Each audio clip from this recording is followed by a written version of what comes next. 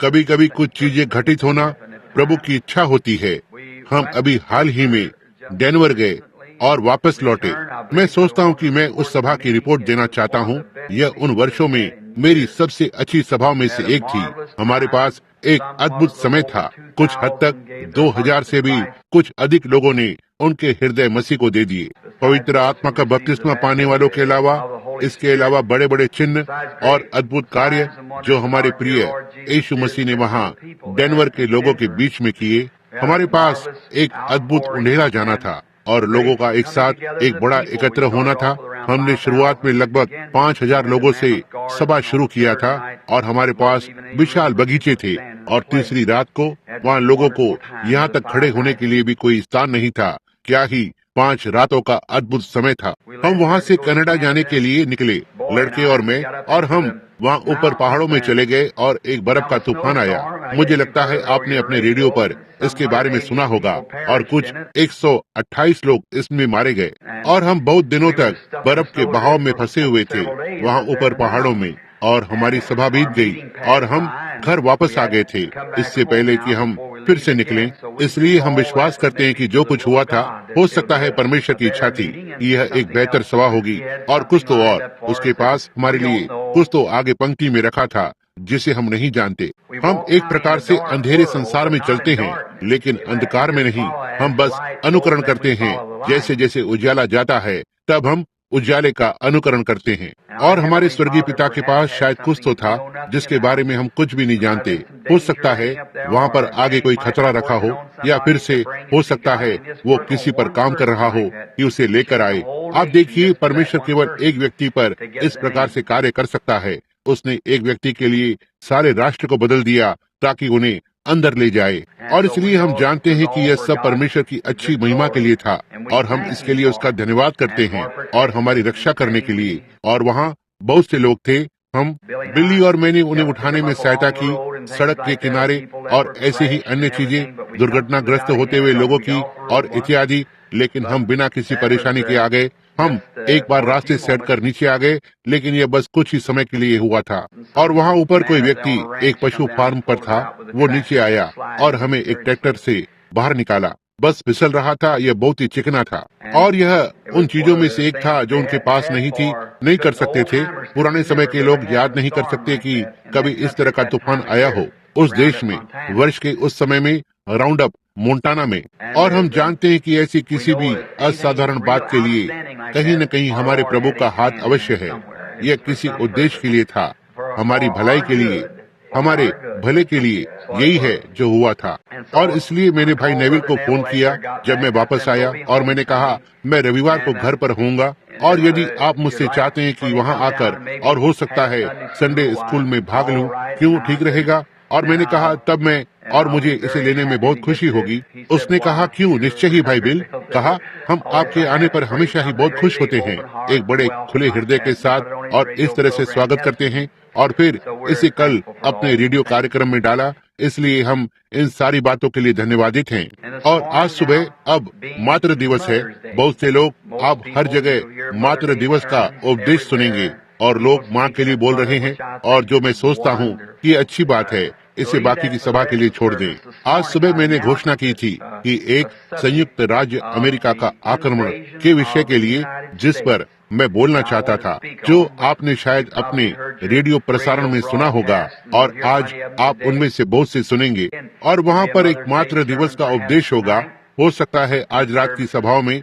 और इसलिए मैंने सोचा आज सुबह मैं घोषणा करूंगा वो आक्रमण। मैंने इस विषय पर यहाँ डेनवर में बोला था। यदि परमेश्वर ने चाहा तो यह बिल्कुल उसी तरह का दृष्टिकोण नहीं है जैसा मैं आज सुबह देने का लक्ष्य रखता हूँ। और इसके साथ एक अद्भुत समय रहा था। प्रभु ने बस एक अद्भुत तरीके से आशीष दी। यह एक प्रकार से कभी कभी हमें आपको यह समझने के लिए यह सब किस विषय में है, थोड़ा सा कभी कभी झटका देना पड़ता है, क्या हमें नहीं? और हम प्रार्थना करते हैं कि परमेश्वर इसे करेगा। और वैसे वहाँ पर जब हम वहाँ से होकर गए, डेनवर के व्यापारी लोग ही थे जिन्होंने सभा को प्रायोजित किया था, और यह मेरे लिए अब तक के पहले प्रायोजक से थोड़ा सा अलग था। और अक्सर सेवक लोग जब इस सभा को प्रायोजित करते हैं तो आप कहेंगे क्या आपने इसकी घोषणा की? जी हाँ, कलीसिया के लिए इसके विषय में बस इतना ही है। यही तो चरवाहे हैं, वे चाहते हैं कि उनके झुंड इसके बारे में जाने। यही बस एक अच्छा शब्द है, यही तो उनका काम है। लेकिन बिजनेसमैन थोड़े से अलग ही थे। वे चाहते थे कि संसार इसके बारे में जाने, इसलिए उन्होंने बस लगभग 3 या 4,000 डॉलर मूल्य के विज्ञापन को सभी सड़क पर चलने वाली कारों, टैक्सी कारों पर लगा दिए, कारों के सारे बम्पर पर, और हर कहीं हमारे पास एक अद्भुत समय था। सभा के समाप्त होने के बाद उन्होंने मुझे एक और बुलाया, कहा, भाई ब्रैनम, अब हम आपके लिए क्या कर सकते हैं? हम पर आपका क्या कर्ज है? मैंने कहा, क्यों? निश्चय ही कुछ भी नहीं। मैंने कहा, आप पर मेरा कुछ भी कर्ज नहीं है। मैंने कहा, आप मेरे होटल के बिल का भुगतान कर दें यहाँ पर, यदि आप चाहें तो। ओह, हम आपके लिए कुछ तो करना चाहते हैं। और वे नहीं, मैं उनसे कुछ भी नहीं लेना चाहूंगा। इसलिए प्रबंधक ने उन्हें अपने पास बुलाया। उसने कहा, मैं सोचता हूँ कि वो शिकार करना और मछली पकड़ना पसंद करते हैं, क्या वो नहीं करते? उसने कहा, हाँ। तो एक व्यापारी का वहाँ पर एक पशु का फार्म था, और उसने कहा, मैं उनके लिए बस यह एक भेड़ को दूंगा। तो श्रीमान मूर इसे देखने के लिए वहाँ पर गए। उससे लगभग 35 मील पीछे घोड़े में बैठकर जाना था।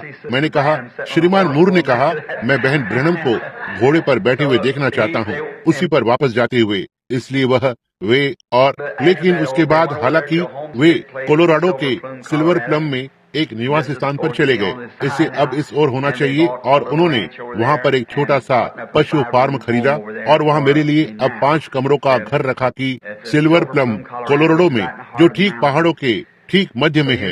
इसलिए आप जो मछली पकड़ने वाले हैं, मुझे लगता है कि यह एक अच्छा समय है।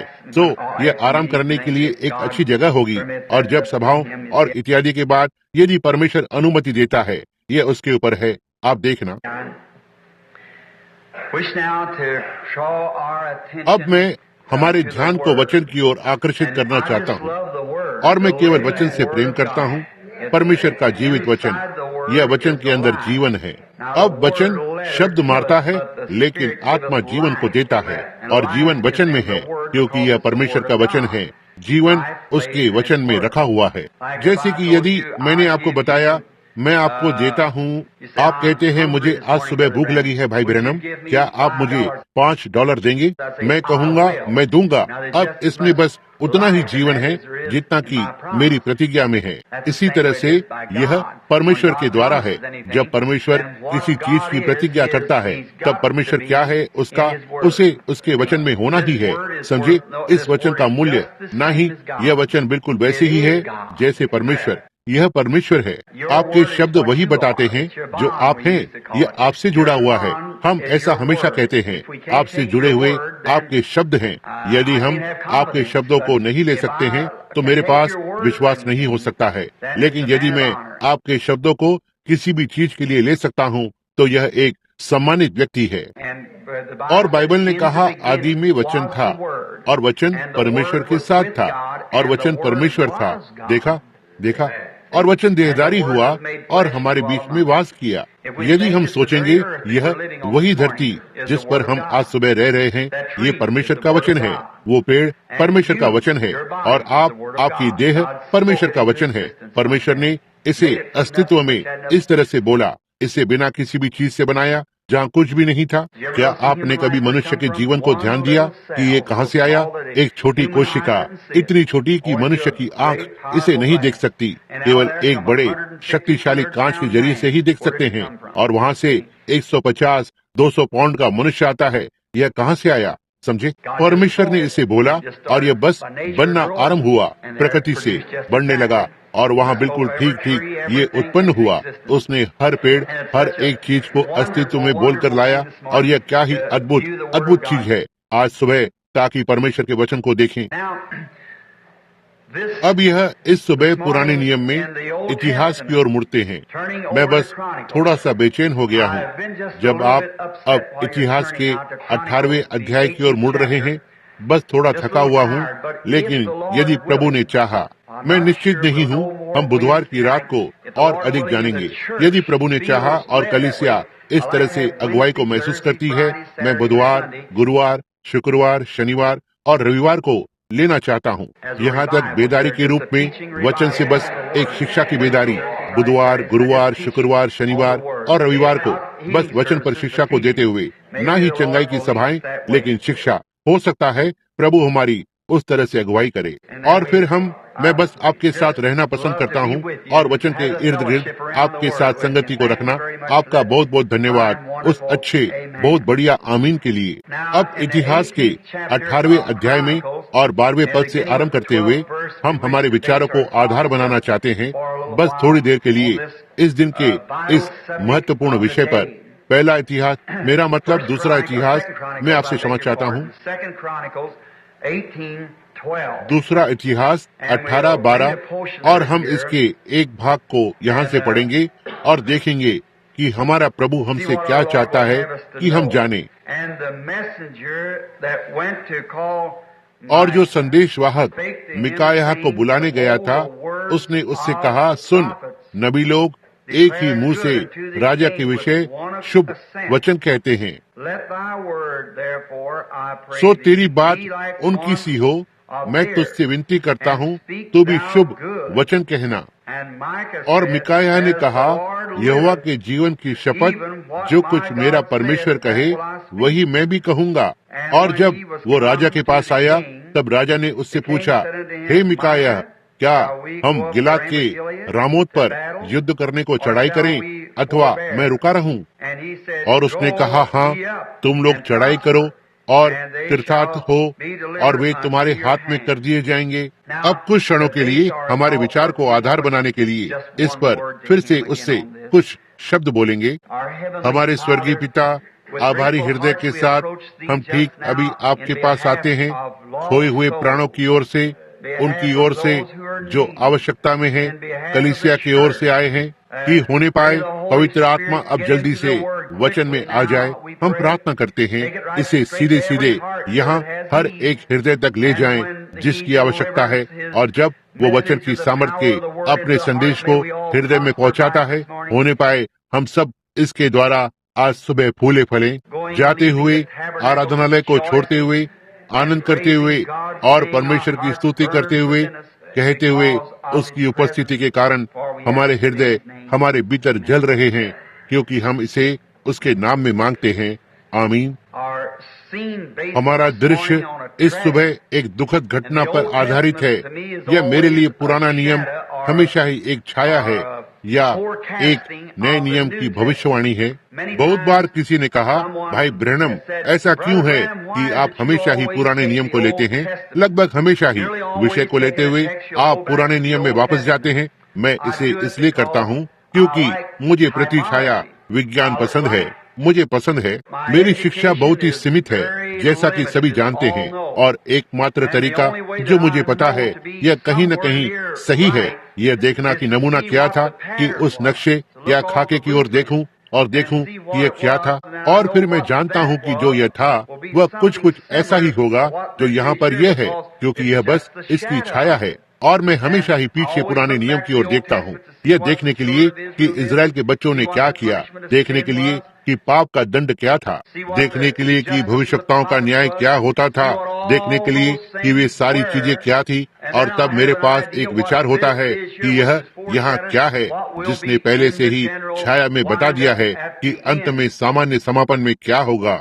इस समय के दौरान इजराइल के साथ एक बड़ी बात घटित हुई थी।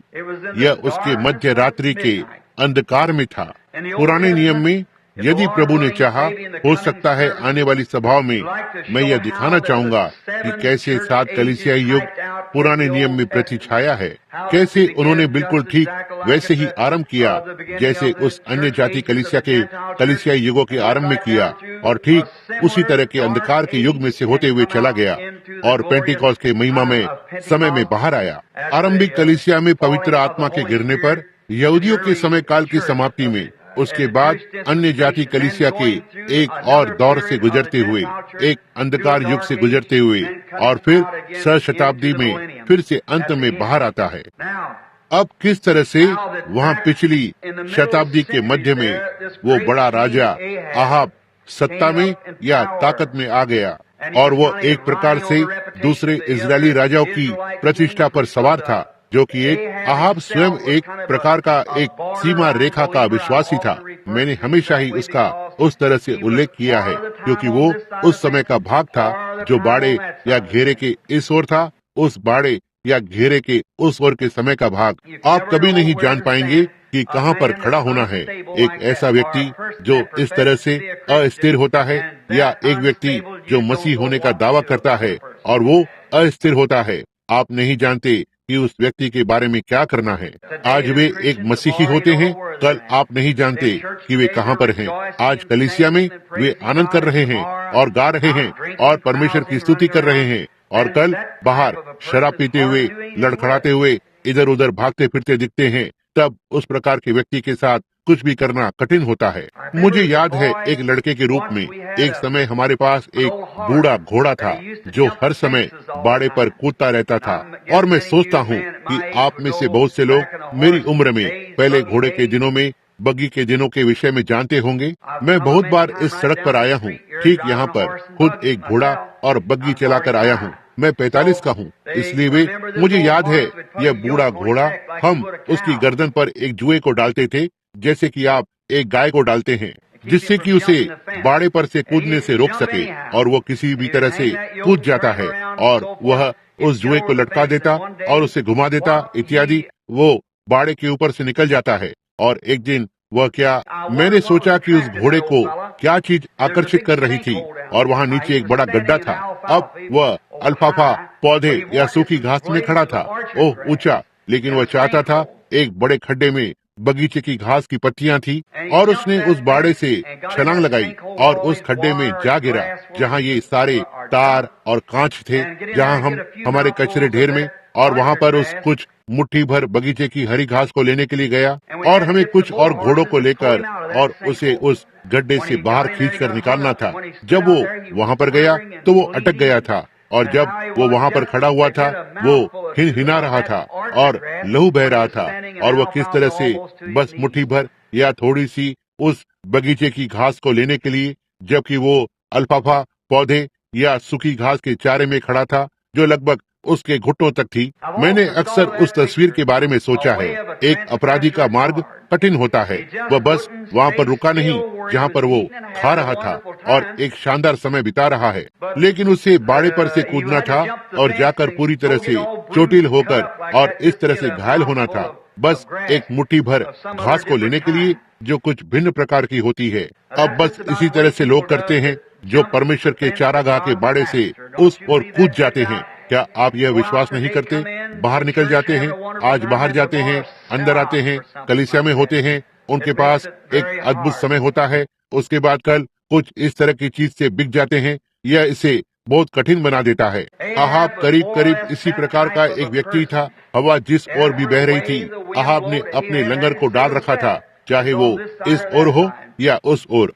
उसके विवाह ने उसे पूरी तरह से गड़बड़ में डाल दिया। एक छोटी सी महिला के साथ, जो कि एक छोटी राजकुमारी थी, एक राजा की बेटी, एक इजाबेल, दिखने में बहुत ही सुंदर स्त्री, लेकिन अपने हृदय में वो दुष्ट थी और वो एक मूर्ति पूजक थी, और वो सारे इजराइल का कारण बनी। अब मैं कैसे कुछ मिनटों के लिए वहाँ संबंध में बताना चाहूँगा, जैसा कि ये था, इस मातृत्व पर इसके महत्वता को समझाते हुए। देखिए वहाँ पर, और जब एक पुरुष विवाह करने लगता है एक प्रकार की लड़की, महिला, जिससे कि वो, ये बात सुंदरता को देखने से बढ़कर होती है। आपको किसी को तो पाना होगा, प्राण और शरीर दोनों को एक साथ जुड़ना है। कोई तो जो वास्तव में आपका मित्र और संगी बनना है, जो आपके साथ दुख और सुख में चिपका रहेगा।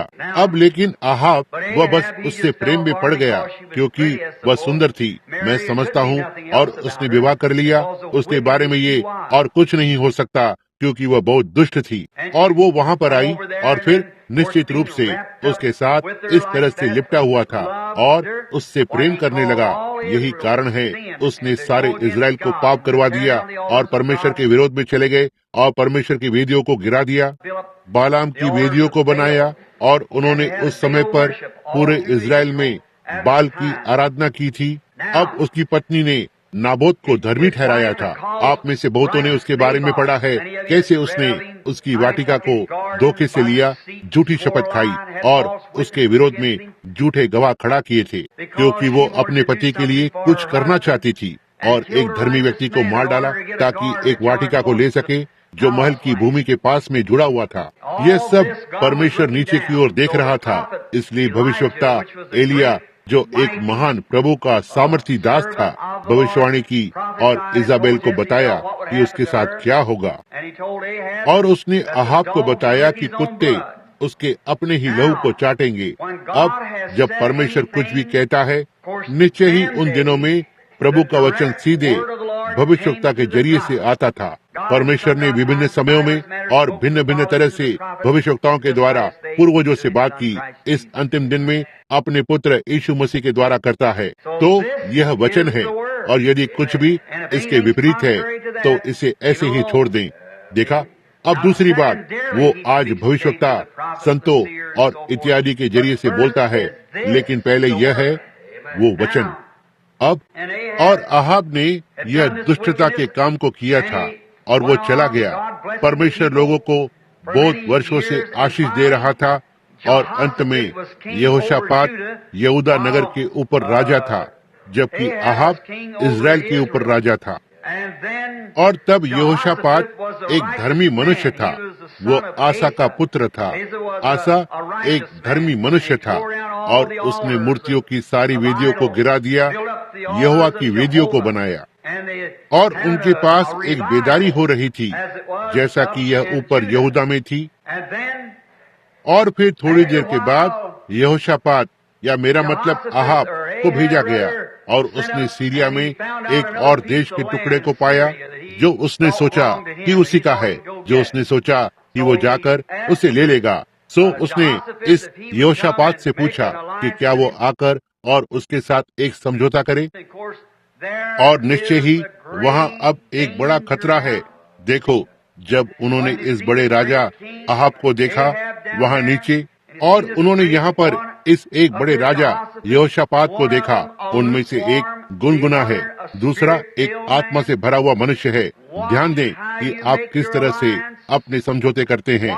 ध्यान दें कि आप क्या कर रहे हैं, कैसे आप अपने आप को अविश्वासियों के साथ जुए में जोत लेते हैं।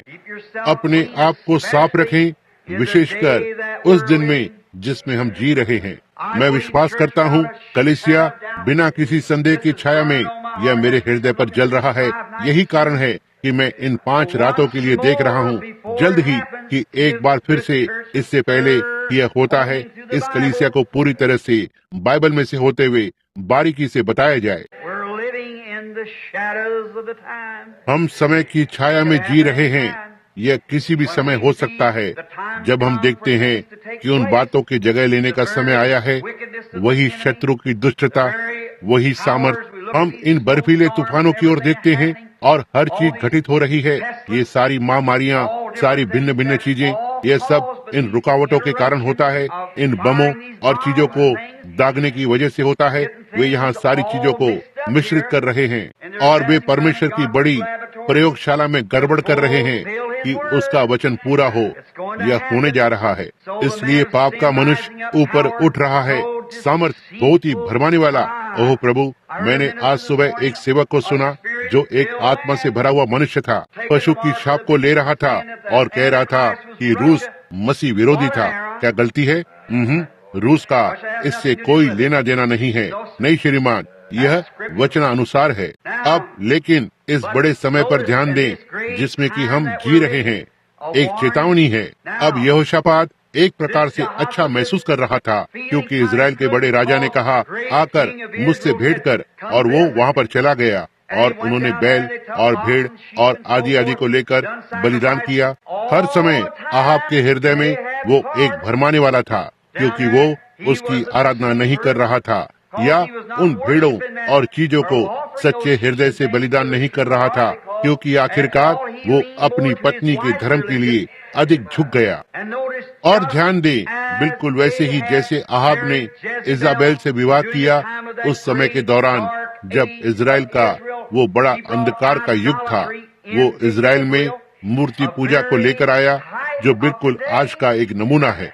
बस अंधकार के युग में जब हम प्रारंभ के परिणितों में से होते हुए बाहर आए हैं, दूसरे दौर में, तीसरे दौर में, उस अंधकार के युग में 1500 वर्ष जैसे अहाब ने इजाबेल से विवाह किया और इजराइल में मूर्ति पूजा को लाया, वैसे ही पवित्र आत्मा की कलीसिया ने मत सिद्धांतों में विवाह किया और मूर्ति पूजा को वापस लाया, और आज इसी ने मसीहत का एक रूप ले लिया है। देखो, बस बहुत ही अंधकार है, और अब यह हर दिन आगे बढ़ रहा है। हर कलीसिया का युग उसी बात की ओर आगे बढ़ता है। उस बड़ी समाप्ति पर गुनगुनी स्थिति में आते हैं। गुनगुना लौदकिया कलीसिया युग, ओह क्या ही भयानक घड़ी है जिसमें हम रह रहे हैं। सुनना, मैं ठीक यहाँ अंगीकार करना चाहता हूँ इससे पहले कि मैं और आगे जाऊँ। मैं एक पुराने समय का प्रचारक हूँ जो पुराने दिनों को फिर से देखने की इच्छा रखता है। मैंने इसकी नकल को बहुत देखा है। हॉलीवुड सुसमाचार को तड़क भड़क बना रहा है, इतना तक कि मैं इससे बहुत दुखी हूँ और थक गया हूँ। जी हाँ श्रीमान, मैं पुराने चलन को देखना चाहता हूँ। मुझे डर है कि यह मसीहत को लोगों के लिए बहुत ही सुंदर बना रहे हैं। यह एक खतरे की रेखा पर है। अब यहोशापात नीचे आता है, सोचता है ओ ठीक है, इजराइल का यह बड़ा राजा, मैं बस यह सही हो जाएगा। और ठीक इस सारे बड़े तड़क भड़क के बीच में उसने क्या किया? उसने एक समझौता किया कि वहाँ पर जाकर और शत्रु से लड़े, सार्वजनिक मैदान पर, क्योंकि उन्होंने कहा हम दोनों एक से लोग हैं, लेकिन वे नहीं थे। एक आत्मा से भरा झुंड था, दूसरा एक गुनगुना झुंड था। वे एक से लोग नहीं हैं। नहीं श्रीमान, आपके पास नहीं हो सकता।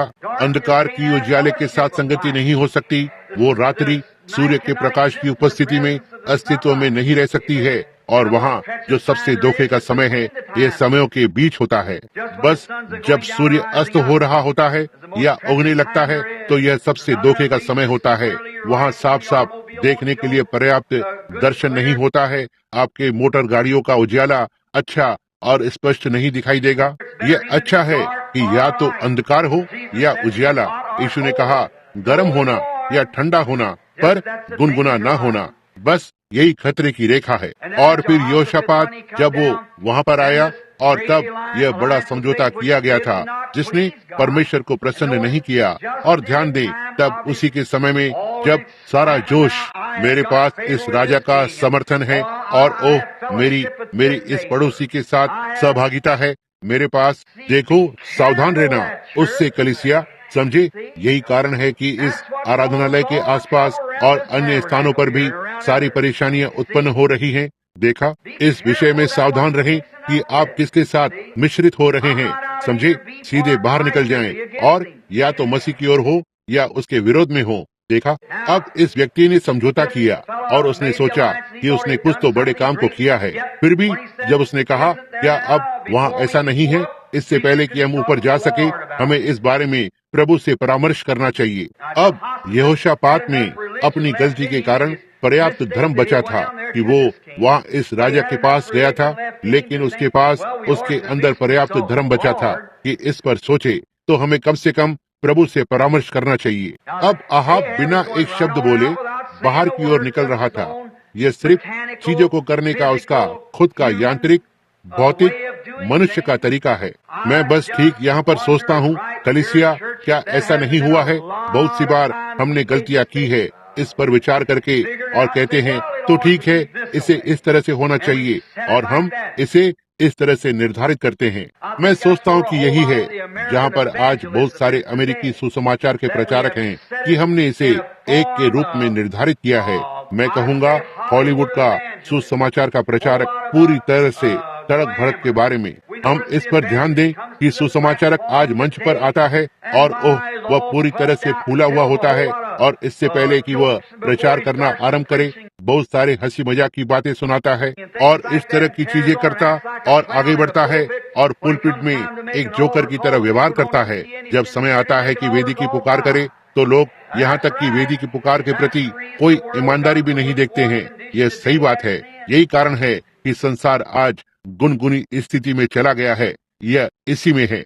मैं सोचता हूँ आज मैं कलीसिया, हमने अपने लड़कों को स्कूल भेजने की कोशिश की है कि मनोविज्ञान को और इसी तरह से आदि चीजों को सीखें, यह जानने के लिए कि कैसे एक योजना को रखा जाए ताकि पुलपिट में जाकर और हमारी व्यवस्था को करें। संदेश इतना लुभाने वाला होता है कि यह लोगों को पकड़ लेगा और उनके ध्यान को आकर्षित करेगा, और बहुत से बड़े बड़े मनोवैज्ञानिक इस तरह के शिक्षकों के रूप में बाहर जाते हैं और नाटक करते हैं और पूरी तरह से कुछ तो बनावट को करते हैं। और मैं बस सोचता हूँ जब वे कि हम हमेशा ही कलीसिया की सुंदरता और आकर्षक के बारे में बताते रहते हैं, लेकिन हम उन्हें यह बताने में असफल रहते हैं। वह जो मेरे पीछे आएगा वह अपने आप का इनकार करे, अपना क्रूस उठाए और मेरे पीछे हो ले। मैं सोचता हूँ कि क्या हमने कलीसिया की सुंदरता को बहुत आकर्षक नहीं बनाया है उस व्यक्ति के लिए जो वहाँ पर आता है। उदाहरण के लिए बैप्टिस्ट कलीसिया के पास आज एक प्रचार वाक्य है, 44 में 10 लाख और सदस्यों को हजारों की संख्या में अंदर ला रहे हैं, और 10,000 अपरिवर्तित लोग, बस वे लोग जो अंदर चलकर आते हैं और कलीसिया में जुड़ते हैं। और यह यीशु मसीह की कलीसिया के एक कर्जदार हैं कि ऐसे सदस्यों को अंदर लेते हैं। वे अब भी शराब पीते हैं, वे अब भी धूम्रपान करते हैं, वे अब भी जुआ खेलते हैं, वे अब भी झूठ बोलते हैं।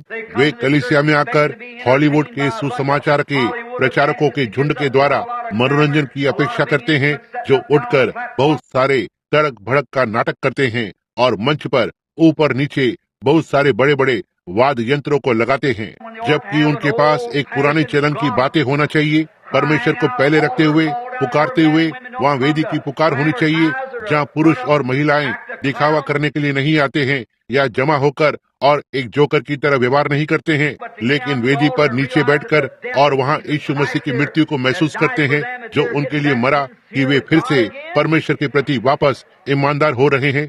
मैं सोचता हूँ कि क्या हम उस प्रकार के समय में नहीं जी रहे हैं जब हम बड़े बड़े सुसमाचारकों को लेते हैं।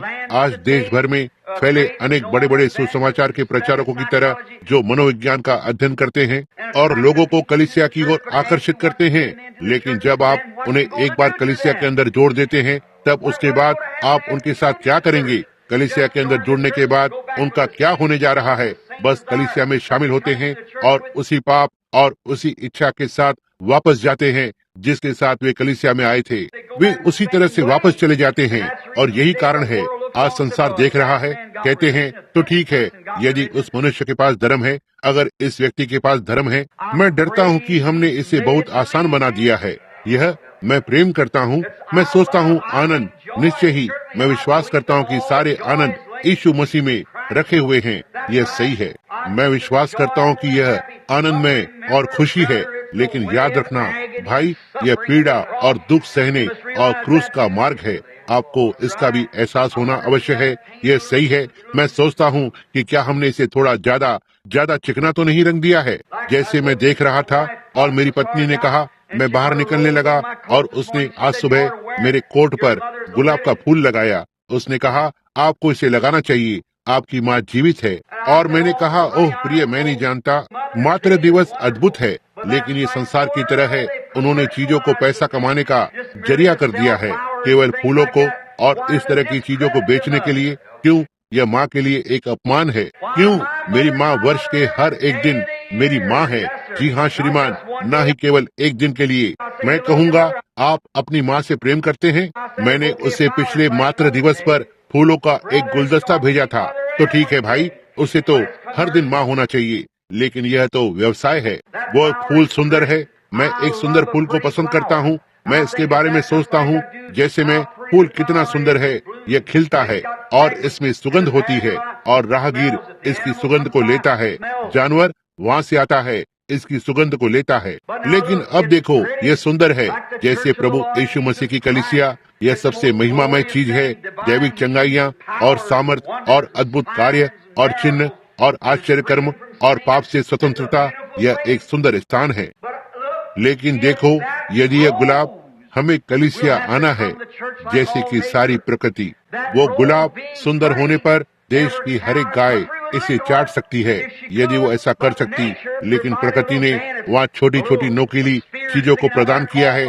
एक छोटे से भाले वहाँ चिपके हुए रहते हैं जो कांटे कहलाते हैं, और जिससे वे पशु उनसे दूर हो जाते हैं। यही कांटे इसकी रक्षा करते हैं। बिल्कुल ऐसा ही है। मैं सोचता हूँ आज क्या हमें परमेश्वर का वचन नहीं मिला है जो दो धारी तलवार से भी तेज है, परमेश्वर की पवित्रता की सामर्थ्य की सुंदरता के चारों ओर इस देश की हर एक गाय को इसे चाटने देंगे और इस पशुओं को मार डालेंगे कि वे ना बढ़ें। यह इसे आकर्षित करेगा, यह कलीसिया के प्रति कर्ज होगा। ये सही है। मैं सोचता हूँ आज हमें जिस चीज की आवश्यकता है वो है पुराने चलन के परमेश्वर के बुलाए हुए सेवकों की कच्चे, हो सकता है ज्यादा शिक्षा के साथ ना हो, लेकिन लोगों को वहाँ एक वेदी पर ले आए और वहाँ अत्यंत दुखित हों, ना ही आनंद के साथ और हंसते हुए और च्युइंगम को चबाकर फुलाते हुए और उनके नाम को एक कागज पर लिखते हैं। लेकिन भाई, एक पुराने समय का पुकार उठना और मर जाना जब तक स्त्री और पुरुष पूरी तरह से अपने पापों से पश्चाताप नहीं करते और परमेश्वर के नजदीक नहीं आ जाते। आमीन। मैं आपको बताता हूँ, हम ऐसा करते हैं, अपने हाथ को ऊपर उठाएं जो मसीह को स्वीकार करना चाहते हैं, सब ऐसे करते हैं। ये ठीक बात है भाई, परंतु यह पाप को नहीं निकालता। आपको पहले पश्चाताप करना होगा, ठीक कर लें, वहाँ नीचे बैठकर और वास्तव में पुकारें। मैं उस समय को याद कर सकता हूँ जब पुराने चलन के लोग गलियारे में से चलकर जाते थे और ऊपर और नीचे मार्ग पर रोते थे और उनके आस पड़ोसियों से बात करते थे। वे उस दिन के मसीही थे, उन्हें प्रभु की बातों के बारे में बताते थे। और आज हम अपने नाम को कलीसिया की किताब पर डालते हैं और बाहर जाकर और घर पर ही रहते हैं और इसके बारे में एक शब्द भी नहीं बोलते हैं, कोई दिलचस्पी नहीं। जब तक हम कलीसिया से संबंध रखते हैं, ये ठीक है। मुझे पक्का है कि हम लोग वहाँ गलत हैं। जांच करें, क्योंकि यह न्याय में खड़ा नहीं रह पाएगा। नहीं श्रीमान, यह नहीं हो पाएगा। इससे कुछ भी कम नहीं चलेगा। वो जो मेरे पीछे चलेगा वह अपने आप का इनकार करे, अपना क्रूस उठाए और प्रतिदिन मरे। वहाँ क्रूस पर मरे हुए बने रहें, यह सही है। अति पीड़ा, वह मार्ग, मैं उस मार्ग को लूंगा। आप गाते हैं प्रभु के थोड़े से ठुकराए हुए लोगों के साथ। मैं आज सोचता हूँ क्या ही समय है जिसमें हम रह रहे हैं। वह सुसमाचार के प्रचारक, उन्होंने इसे बड़ी बड़ी चमकदार रोशनी में रख दिया और वे कोशिश करते हैं। जब आप सुसमाचार को नगर में आते हुए देखते हैं तो आप सोचते हैं मेरी सभाएं इसी तरह की दोषी रही हैं। यह सही बात है। कभी कभी मैं सोचता हूँ कि नगर में कौन आ रहा है, सुसमाचारक या यीशु मसीह? क्यों? उनके पास ज्यादा समय नहीं हुआ। मैं यहाँ एक स्थान पर गया जहाँ कोई तो विशेष सुसमाचारक आने वाला था और यीशु का नाम, क्योंकि उनके पास सुसमाचारक की तस्वीर थी। इस घड़ी का मनुष्य, यह मनुष्य इसके साथ है और मनुष्य उसके साथ है।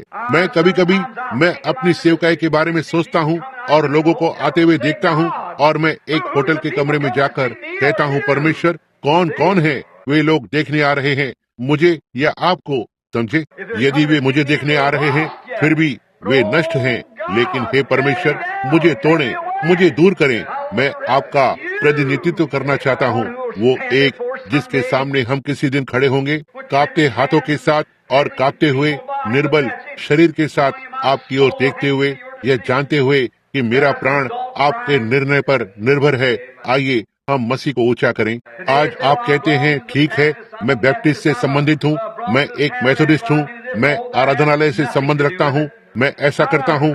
ओह, इसका इससे कोई लेना देना नहीं है, जरा भी नहीं। मैं कभी कभी सोचता हूँ, यहाँ ज्यादा समय नहीं हुआ, मैंने एक विज्ञापन को देखा जहाँ पर कोई तो एक अभियान शहर में आ रहा था और उस मनुष्य का शब्द, उस मनुष्य का नाम बड़े बड़े अक्षरों में हर जगह लिखा हुआ है, इस तरह से। और एकदम नीचे एक छोटे से कोने में लिखा हुआ था, यीशु मसीह कल, आज और युगानुयुग एक सा है। बिल्कुल नीचे कोने में देखा, उन्होंने मसीह से सारी पवित्रता को लेकर और इसे किसी मनुष्य या किसी कलीसिया या किसी संगठन में डाल दिया।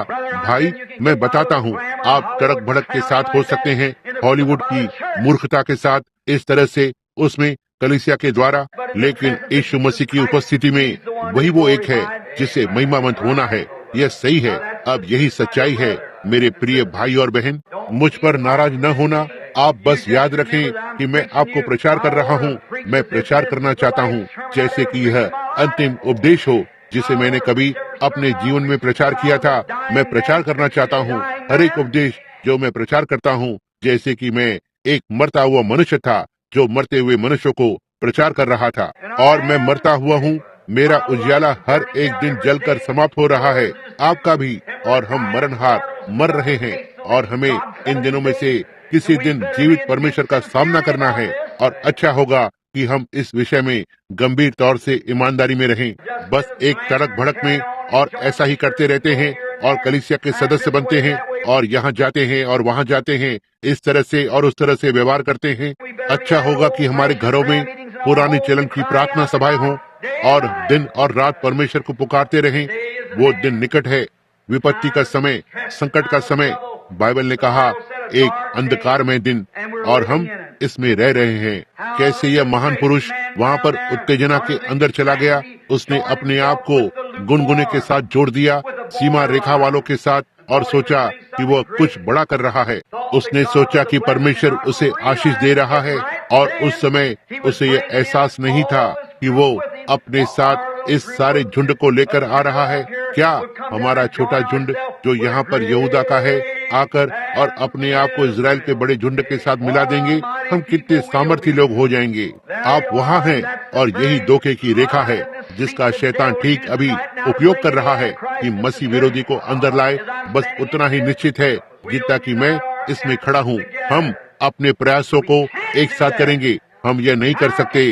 दो जन एक साथ कैसे चल सकते हैं जब तक कि वे सहमत ना हो? यह संयुक्त राज्य अमेरिका उसी काम को कर रहा है, वही स्वयं का अनुभव और उसी गलती को जब यह वहाँ पहले रूस के साथ एक हो गया। उस समय वे बस युद्ध को करने के लिए तैयार थे और खुद को रूस के साथ एक साथ बांध लिया। और अब आप देखते हैं कि हमें क्या मिला है। क्या आप नहीं जानते? उनके पास हमारे हवाई जहाज और हमारे सारे भेद हैं, और हमारे परमाणु बम और हर चीज वहाँ पर रखी हुई है कि इसे वापस हम पर ही प्रहार कर दें। वही चीज आत्मिक में लागू होती है। तब हम पाते हैं यहोशापात के इस समझौते को करने के बाद, और उन्होंने परामर्श किया। अब देखो, बाहर के संसार को देखो। उसने कहा, निश्चय ही हमारे यहाँ बहुत सारे भविष्यवक्ता हैं। हमारे पास उनसे भरा हुआ एक धर्म विद्यालय है। वे वहाँ पर जाते हैं और उन लोगों से मिलते हैं जिन्हें प्रशिक्षित किया गया था, जो मनोविज्ञान को जानते थे, जो इसके बारे में सब जानते थे। कहा, अब ऊपर आ और हम पूछते हैं और प्रभु से परामर्श करें। वे सारे के सारे निसंदेह अपने शारीरिक रूप से फूले हुए मन में वहाँ आए और कहा, अब देखो, तुम ऊपर जाओ, प्रभु तुम्हारे साथ है, और प्रभु तुम्हें उस देश के भाग को वहाँ पर देने जा रहा है जो कि यह तुम्हारा होने जा रहा है। तुम सीरियाई के लोगों को पूरी तरह से पीछे खदेड़ने जा रहे हो। तुम इसे करने जा रहे हो।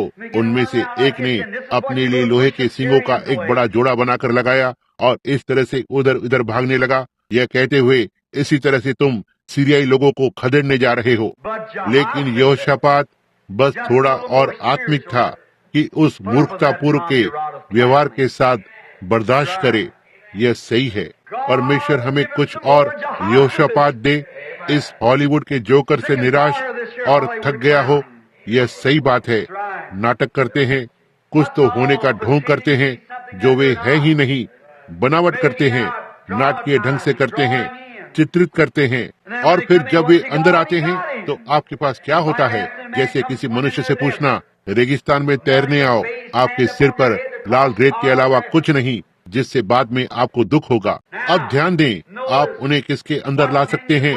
किसी एक महिला ने उस दिन मुझसे कहा, एक व्यक्ति ने कहा, मैं कलीसिया जाता हूँ, लेकिन जब मैं कलीसिया में जाता हूँ तो मुझे क्या मिलेगा? कहा, वे केवल कुछ तो भोज का आयोजन करते हैं और वे इस बारे में, उस बारे में और इत्यादि। और महिला ने कहा, मैं चुप खड़ी रही क्योंकि मैं नहीं जानती थी कि उसे कहाँ भेजूं। आप वहाँ हैं। कहा, मैं चाहता हूँ कि मुझे एक पुरानी कलीसिया मिल जाए जहाँ पर वे वास्तव में पुराने चलन की स्तुति गीत गाते हों और धार्मिक जीवन को जीते हों। बच्चे भूखे हैं, वे कूड़े के डब्बे में से खाएंगे। यह जीवित परमेश्वर की कलीसिया पर निर्भर है कि उन्हें सच्चे जीवित वचन को खिलाएं, परमेश्वर के। वहाँ उस सारी तड़क भड़क और चीजों में यहोशापात ने कहा, क्या वहाँ एक और नहीं है? एक और? अहाब ने कहा, तो ठीक है, खैर तुम्हें और किसी एक की क्या जरूरत है? हमारे पास 400 सबसे अच्छे, चुने हुए, पढ़े लिखे, सर्वोच्च, पोषित किए गए वहाँ जो इस देश में हैं, यहाँ पर तैयार पुरुष हैं। उनमें से हर एक जन एक मन के साथ हैं और एक हृदय और एक आवाज के साथ कह रहे थे, जाओ परमेश्वर तुम्हारे साथ है। मैं सोचता हूँ क्या संयुक्त राज्य ने उसी चीज का सामना नहीं किया है। मैं सोचता हूँ क्या परमेश्वर की कलीसिया उसी चीज का सामना नहीं किया है। मैं सोचता हूँ तो ठीक है, कहते हैं देखो उन्हें सफलता मिल रही है, वे बड़ी बड़ी विशाल सभाओं को कर रहे हैं, वे एक बार में हजारों लोगों को ले जा रहे हैं। लेकिन मैं सोचता हूँ कि क्या वहाँ अब एक और नहीं है। मैं सोचता हूँ कि क्या वहाँ कुछ भिन्न नहीं है। हम पाते हैं हमारे पास 6 सप्ताहों में 30,000 लोग परिवर्तित हुए हैं और 6 सप्ताह बाद हमारे पास एक भी नहीं होता है। वहाँ कहीं तो कुछ गड़बड़ है। यह सही है और यह सब दिखावा है, बनावट को कर रहे हैं। संसार टेलीविजन के जरिए से, रेडियो के जरिए से, तस्वीरों के प्रदर्शन के जरिए से और वहाँ उन दूसरे मार्गों के जरिए से हॉलीवुड की बेसिर पैर की बातों से यह राष्ट्र भ्रष्ट हो चुका है। यह सही बात है, हर चीज बड़े तड़क भड़क में होना चाहती है। क्या ये सच्चाई नहीं है? आप जानते हैं कि यह सच्चाई है। हमारे पास अब पुराने चलन का धर्म नहीं है जो हमारे पास वर्षों पहले हुआ करता था। ऐसा इसलिए है क्योंकि इसे छोड़ दिया गया है। हम इस बात को लेंगे बस कुछ क्षण में, आप देखेंगे। क्यों? क्या ही सुंदर तस्वीर है, या एक उत्तेजित करने वाली तस्वीर मुझे कहना चाहिए। और यहाँ यहोशापात आकर कहता है, हाँ मैं उन सबको देखता हूँ, वे हर एक के पास अपनी अपनी डिग्रियां हैं और यह जो कुछ भी था वे सारे भविष्यवक्ता या बड़े सेवक होने के लिए हैं। वे बड़े बड़े महाविद्यालयों से बाहर आए हैं और वे ये सब हैं। वे भविष्यवक्ता के बड़े विद्यालय और हर एक चीज से बाहर आए हैं। वे सब एक मन के साथ है। यह सच बात है। लेकिन क्या वहाँ पर बस एक और नहीं है? तो ठीक है, तुम्हें एक और के साथ क्या करना है जबकि 400 एक ही समय में सहमति को दे रहे हैं। लेकिन वो मनुष्य, उसके हृदय के अंदर परमेश्वर था और वो जानता था कि इस विषय में कुछ तो गड़बड़ है। जी हाँ श्रीमान, वो जानता था कि वहाँ कुछ तो सड़ा हुआ था। क्यों?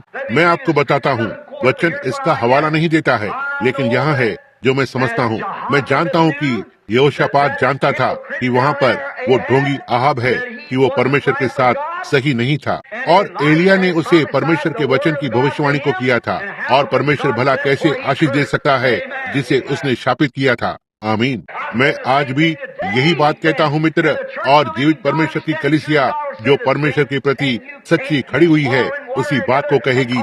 आप तेल और पानी को एक साथ नहीं मिला सकते और इसे उद्धार नहीं कह सकते। आप नहीं कर सकते। अपने आप को अलग करना होगा भाई, कुछ तो घटित होना है। यदि कोई आशा बची है तो हमें कुछ तो करना होगा और इसे जल्दी से करना है, क्योंकि रैप्चर की घड़ी नजदीक है। चीजें ढेर होती जा रही हैं, हर एक चीज, और कलीसिया बहुत ही दूर जा चुकी है। वे हर प्रकार की पत्रिकाएं, किताबें, कहानियां और इत्यादि पढ़ते हैं। मैं आज जा सकता हूँ, मैं एक कलीसिया में जा सकता हूँ और मैं कह सकता हूँ, ओह कितने लोग जानते हैं। वे इन बड़ी बेदारियों में से एक के बाद हर एक स्तुति के गीत को जानते हैं। अब किस किस पन्ने पर ऐसा ऐसा स्तुति गीत है, वे इसे जानते हैं। वे जानते हैं कि यह कौन है। वे जानते हैं कि राष्ट्रपति पद के लिए कौन दौड़ में है और इसके लिए कौन कौन दौड़ रहा है और कितने फिल्मी सितारों ने विवाह किया, यह और वो इत्यादि। लेकिन परमेश्वर का वचन, वे इसके बारे में कुछ भी नहीं जानते हैं। आप वहाँ हैं, इसलिए हम उनकी, और फिर भी वे मसीह होने का दावा करते हैं और लोग इसके दोषी नहीं है। यह तो मंच के पीछे से है जहाँ से यह आया है। बिल्कुल ऐसा ही है, यह मंच के पीछे से है। वे उन्हें हर प्रकार के सुर ताल को सिखाते हैं और हर प्रकार के यह और वह और संस्थाएं, और कैसे युवा लोगों के झुंड को बनाया जाए और इसी तरह की हर एक चीज। मैं सोचता हूँ कि क्या इसका भुगतान किया गया है। इसके विरोध में कुछ भी नहीं है, लेकिन मैं सोच रहा हूँ कि क्या यही परमेश्वर की मांग है। जबकि यीशु ने कहा, जब तक मनुष्य जल और आत्मा से जन्म ना ले वो कभी भी राज्य में प्रवेश नहीं करने पाएगा। वह जो मेरे पीछे पीछे आएगा वह अपने आप का और अपने सांसारिक सुखों का इनकार करे, अपने क्रूस को उठाकर और मेरे पीछे हो ले। क्रूस मृत्यु, अत्यंत पीड़ा का एक प्रतीक है। वह जो एक मसीह होगा वो अपने आप को, अपने खुद के विचारों को उतार फेंके। वो अपने आप को, खुद को कामों से उतार फेंके।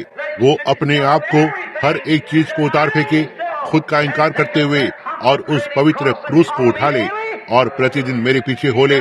वह जो मेरे बाद आएगा वो ऐसा करने दो। यही है जो यीशु ने कहा।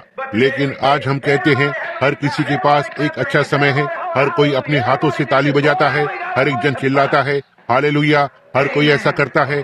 ओह, हमारे पास कितना उपद्रव है। आमीन। परमेश्वर, हम इन नए गीतों को निकालकर और उन्हें बहुत तेजी से गाते हैं कि ये ऐसा दिखाई देता है कि हम उनके साथ दीवार को आर पार करने जा रहे हैं, या ऐसा ही कुछ। जब मैं सोचता हूँ यदि हम गाना गा रहे होते हैं तेरे निकट मेरे परमेश्वर तेरे पास, कलीसिया के लिए बहुत अच्छा होगा पुराने चलन के स्तुति के गीत गाना। बहुत से नाच गाने के बैंड के लोगों को लेते हैं। कुछ लड़के एक नाच गाने के बैंड में थे जो यहाँ पर बजा रहे थे पिछली रात को, और आज रात यहाँ पर जीवित परमेश्वर की कलीसिया में बजा रहे हैं। यह परमेश्वर की दृष्टि में एक घृणित बात है। पहले वो मनुष्य साबित होने दो और वो फल को लेकर आने दो, पश्चाताप को करे, ताकि यह दर्शाए कि वह परमेश्वर के साथ सही है। वे सीधे दुनिया के तड़क भड़क वाले संगीत को सीधे मंच पर लाते हैं। वे हॉलीवुड को लाते हैं प्रचार को चमकाते हुए सीधे मंच पर। क्यों? क्या मैं कुछ सप्ताह पहले आपके मेले के शहर में नहीं बैठा था, लुइसविले, केंटकी में? मेरा हृदय टूट गया जब वे सब वहाँ बैठे हुए थे, परमेश्वर के अद्भुत कार्यों को देखने के लिए इच्छुक थे। और जैसे ही आप सुसमाचार प्रचार करते हैं, वे एक सेकंड में भर जाते और अपनी पीठ को घुमा लेते और इमारत से बाहर निकल जाते। निश्चित रूप से वे इसे नहीं चाहते हैं। उनके हृदय कठोर हो गए हैं, बाहर निकल जाते। और उनमें से बहुत से प्रोटेस्टेंट भी जो प्रोटेस्टेंट कलीसियाओं में जाते हैं, लेकिन वे भरे हुए, वे बहुत ही चमक धमक से भरे हुए थे और हर चीज इस तरह से बेहुदा की बातों से और कलीसियावाद से, इतना तक वे जीवित परमेश्वर के आत्मा के विषय में कुछ भी नहीं जानते। भक्ति का भेष तो धरते हैं और उसकी शक्ति का इंकार करते हैं। क्या ही दिन है जिसमें हम जी रहे हैं। ध्यान दें कि यह कहाँ ढेर होता है। यहोशापात ने कहा, मैं जानता हूँ अहाब, तुम्हारे 400 प्रचारक हैं, वे सभी अच्छे दिखने वाले लोग हैं। उनमें से हर एक ने कपड़े पहने हुए हैं और उनके बालों को अच्छी तरह से कंघी किया हुआ है, और हर एक चीज जो कुछ भी अधिक वे हो सकते हैं। उनके पास उनकी डीडी की उपाधि हो सकती है, हो सकता है उनके पास उनकी सभी प्रकार की उपाधियां हो। वे वचनों को जानते होंगे, सारे के सारे वचनों को। लेकिन क्या तुम्हारे पास कहीं पर एक और नहीं है? क्या वहाँ कहीं तो बस एक और नहीं है? उसने कहा, हाँ, वहाँ एक और है, लेकिन मैं उससे घृणा करता हूँ। आप वहाँ हैं, आप वहाँ हैं, मैं उससे घृणा करता हूँ। याद रखें, अहाब एक धार्मिक व्यक्ति था और ये धार्मिक शिक्षक थे, लेकिन उन्होंने इस मनुष्य से घृणा की जिसके पास सच्चाई थी। कहा, मैं उससे घृणा करता हूँ। कहा, वो हमेशा ही मेरे विरोध में कुछ तो चिल्लाता रहता है। वो भला इसे करने से कैसे खुद को रोक सकता था, जबकि परमेश्वर के वचन ने उसे दोषी ठहराया था। आप कैसे शांत रह सकते हैं यदि आप परमेश्वर के पुरुष हैं या परमेश्वर की स्त्री हैं और जानते हैं और पाप और चीजों को देखते हैं, ढेर हुई और तौली गई और हर चीज इस तरह से है, और मनुष्य के प्राणों को अधोलोक में जाते हुए देखते हैं, एक दिन में लाखों को, और शांत खड़े रहें? आप ऐसा नहीं कर सकते। उस दिन किसी ने मुझसे कहा, आप सोचते हैं कि आप इसे रोक सकते हैं? मैंने कहा, नहीं, मैं इसे नहीं रोक सकता, क्योंकि परमेश्वर ने कहा। लेकिन एक दिन न्याय के कटघरे में वे बड़े पर्दे को सामने लगाने जा रहे हैं। उस ओर कैमरे पर प्रसारण होने जा रहा है और उस टेप रिकॉर्डिंग को चलाया जाएगा, और मैं खड़ा होकर और इसे सुनूंगा। मैं अपनी आवाज को इसके विरुद्ध चेतावनी को सुनना चाहता हूँ। परमेश्वर मेरा न्याय करेगा जब मेरी आवाज इसके विरोध में आती है। जी हाँ श्रीमान, जब हम इस जीवन को देखते हैं, इस पीढ़ी को फिर से उस ओर न्याय पर दोबारा चलाया जाता है, निश्चित रूप से हम एक भयानक समय में रह रहे हैं, और यह वहाँ है और हम उसे करते देखते हैं। उसने कहा, क्या वहाँ एक और नहीं है? उसने कहा, हाँ, लेकिन मैं उससे घृणा करता हूँ, क्योंकि वो हमेशा ही मेरे विरोध में बुरी भविष्यवाणी को करता है। वो भला कैसे खुद को उन कड़क बातों को प्रचार करने से रोक सकता है, जबकि वो इसे होते हुए देख रहा है। देखो, आप वैसा ही जीवन जी रहा है जैसा वो था, वैसा ही काम कर रहा था, और लोगों को वैसा ही ला रहा है जैसा वे हैं। एक परमेश्वर का पुरुष या परमेश्वर की एक स्त्री हर ओर उस पाप के विषय में खुद को चिल्लाने और फटकारने से भला कैसे रोक सकते हैं, जब वे इन गुनगुने प्रचारकों को देखते हैं और दिखावे की चमक दमक करने वाले और शिक्षा देने वाले और आदि आदि इस प्रकार से हैं, लोगों को नरक में जाने दे रहे हैं, लाखों की संख्या में धोखे के द्वारा। बहुत से यहाँ तक कि पवित्रता के लोगों में भी मेथोडिस्ट और बैप्टिस्ट के और इस तरह की चीजों के बारे में ज्यादा नहीं बोल रहा हूँ। उनके यहाँ भी ऐसा ही है, लेकिन ये ठीक आपके अपने स्तर पर ही है। ओह, मंच पर आते हैं, बाकी हर एक चीज की तरह मसीह को छोड़ बाकी हर चीज की तरह जीते हैं सारे देशों में, और आदि आदि, तब वे इसे धर्म कहते हैं। यह एक धर्म है, लेकिन यह प्रभु के उद्धार से बहुत ही दूर है। यह सही बात है। उनके पास अनुभव वाले लोगों का बस एक बड़ा झुंड है। फिर जैसे ही छोटे से अनुभव वाले निकल जाते हैं, तब पहली बात आप जानते हैं, आप उनमें से एक को भी नहीं पा सकते हैं। कलीसिया खाली दिखाई देती है। भाई, यदि कोई मनुष्य परमेश्वर से प्रेम करता है तो वह हर बार कलीसिया में अपनी सीट के स्थान को भरेगा। वह इससे दूर नहीं रह सकता। यह सही है। अब ध्यान दें, बस कुछ ही मिनटों में मैं जल्दी करने की कोशिश करूंगा। अब सीधे मुख्य बात पर आता हूँ, क्योंकि मेरा समय निकल रहा है। ध्यान दें, तब उसने कहा, क्या वहाँ इसके अलावा एक और नहीं है? उसने कहा, हाँ, लेकिन मैं उससे घृणा करता हूँ। वो हमेशा ही मेरे विरुद्ध भविष्यवाणी करता है। वो मेरे विरोध में बुरी बातें कहता है। तो ठीक है, कहा, जाकर उसे ले आओ। उसने कहा, उसका नाम मिकाया है। लेकिन इस मनुष्य के पास इतनी धर्मनिष्ठता थी कि यह जान सके कि ये लोग सही नहीं थे। और कोई भी मनुष्य जिसे कभी भी जरा सा भी परमेश्वर की आत्मा ने छुआ है, वो जानता है कि ये बातें जो आज मसीहत कहलाती है सही नहीं है। आप संसार से या संसार की चीजों से प्रेम नहीं कर सकते। यदि आप करते हैं तो परमेश्वर का प्रेम आप में नहीं है। बाइबल ऐसा कहती है। अब देखो, उसने कहा, जाकर उसे ले आओ, और वे वहाँ पर चले गए। और फिर उसने एक छोटे से संदेशवाहक को साथ भेजा। कलीसिया का डीकन हो सकता है या कोई तो वहाँ पर गया और कहा, अब देखो मिकायाह, हम तुम्हें यहाँ आहाब और यहोशापात के सामने लाने जा रहे हैं। अब वे दोनों वहाँ बाहर बैठे हुए हैं, और वे अब महान पुरुष हैं। वे शिक्षक हैं और वे विद्वान हैं, और उन्होंने अपनी उपाधियों और इत्यादि को पाया है। और हमारा हर एक धर्म विद्यालय, हमारी हर एक कलीसिया जो यहाँ पर है, ये इस बात पर पूर्ण सहमति में है कि यह प्रभु की इच्छा है।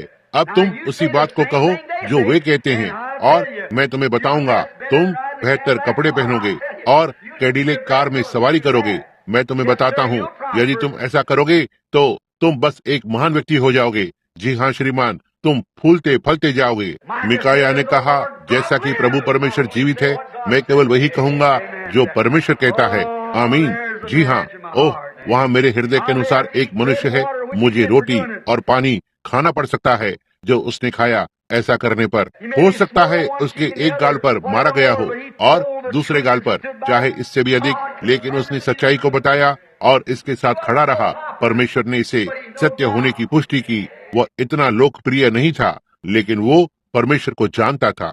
छोटे बूढ़े मिकाया को वहाँ पर लाया गया। उसने कहा, ठीक है मिकाया, तुम इस विषय में क्या कहते हो? उससे कहा, ऊपर की ओर बढ़े, ऊपर की ओर बढ़े। कहा, ऊपर जाओ, शांति में आगे बढ़ो, सफल हो। यही मैं चाहता हूँ कि तुम करो। लेकिन मैंने इजराइल को भीड़ की तरह देखा, जो बिना चरवाहे के है, एक पहाड़ी पर तितर बितर ऐसा ही है, उसने कहा। और जब उसने ऐसा किया और अहाब ने यहोशापात की ओर मुड़कर कहा, मैंने तुम्हें क्या बताया? वो पवित्र शोर मचाने वाला, या जो भी हो, मुझे क्षमा करें, या जो कुछ भी था, उस व्यक्ति ने कहा, मैंने तुम्हें क्या बताया था? वो व्यक्ति केवल मेरे विरुद्ध बुराई की भविष्यवाणी ही करेगा। मैंने क्या कहा? वो केवल हमारी कलीसिया को दोषी ठहराता है और हमारे सेवकों को दोषी ठहराता है और हमारे धर्म के तरीकों को दोषी ठहराता है। मैंने तुम्हें क्या बताया था? वो ऐसा कहेगा। मैं उसे जानता हूँ। मैं उसके पिता को उससे पहले जानता था। आमीन। मैं उसके पिता को उससे पहले जानता था। जी हाँ श्रीमान, एक सच्चा परमेश्वर का मनुष्य। कहा, मैं जानता था कि वो ऐसा कहेगा, और इसलिए उसने कहा, हाँ, कहा, मैंने इजराइल को भेड़ के समान देखा, तितर बितर बिना चरवाहे के एक पहाड़ी पर। और सो तब उसने कहा, मैं, और फिर उन लोगों में से एक जिसके पास बड़े सींग थे, उसे धक्का देने जा रहा था। एक प्रचारक वहाँ पर चला गया और छोटे मिकायाह को वहाँ पर खींचा और उसके मुंह पर जोर से प्रहार किया, जितना वो जोर से मार सकता था। कहा, परमेश्वर का आत्मा किस ओर चला गया जब यह मुझ में से निकला? क्या तू जानता है? कहा, उसने कहा, रुको, जब तक तुम यहाँ पर कैद में नहीं बैठ जाते और तुम जान जाओगे कि यह किस ओर गया। ये सही है। रुको, जब तक रूस यहाँ पर बैठा हुआ है, राष्ट्रों और इस तरह की चीजों और इस देश को अधिकार में नहीं कर लेता, ऐसा इसके पीछे हटने के कारण। और आप देखेंगे कि क्या सही और गलत था। ये सही बात है। आप देखेंगे कि आपका गुनगुना धर्म भुगतान करेगा या नहीं करेगा। इस राष्ट्र को आंसू आने दो, ना ही हंसी मजाक और नाटक की ओर। इस राष्ट्र को पश्चाताप में अपने घुटनों पर आने दो। हमें यही चाहिए, ना कि एक बेदारी जिससे कि कलीसिया में बहुत सारे लोगों को लाया जाए। हमें हर एक अवैध शराब की दुकान को बंद करने की आवश्यकता है, सारे सिगरेट पीने को बंद करने की, कारखानों को गिराने की, एक सच्चा पुराने चलन का पवित्र आत्मा का अभियान आरंभ करें, जहां पुरुष और महिलाएं दिन और रात अपने मुंह के बल पड़े रहते हुए रोते रहते थे।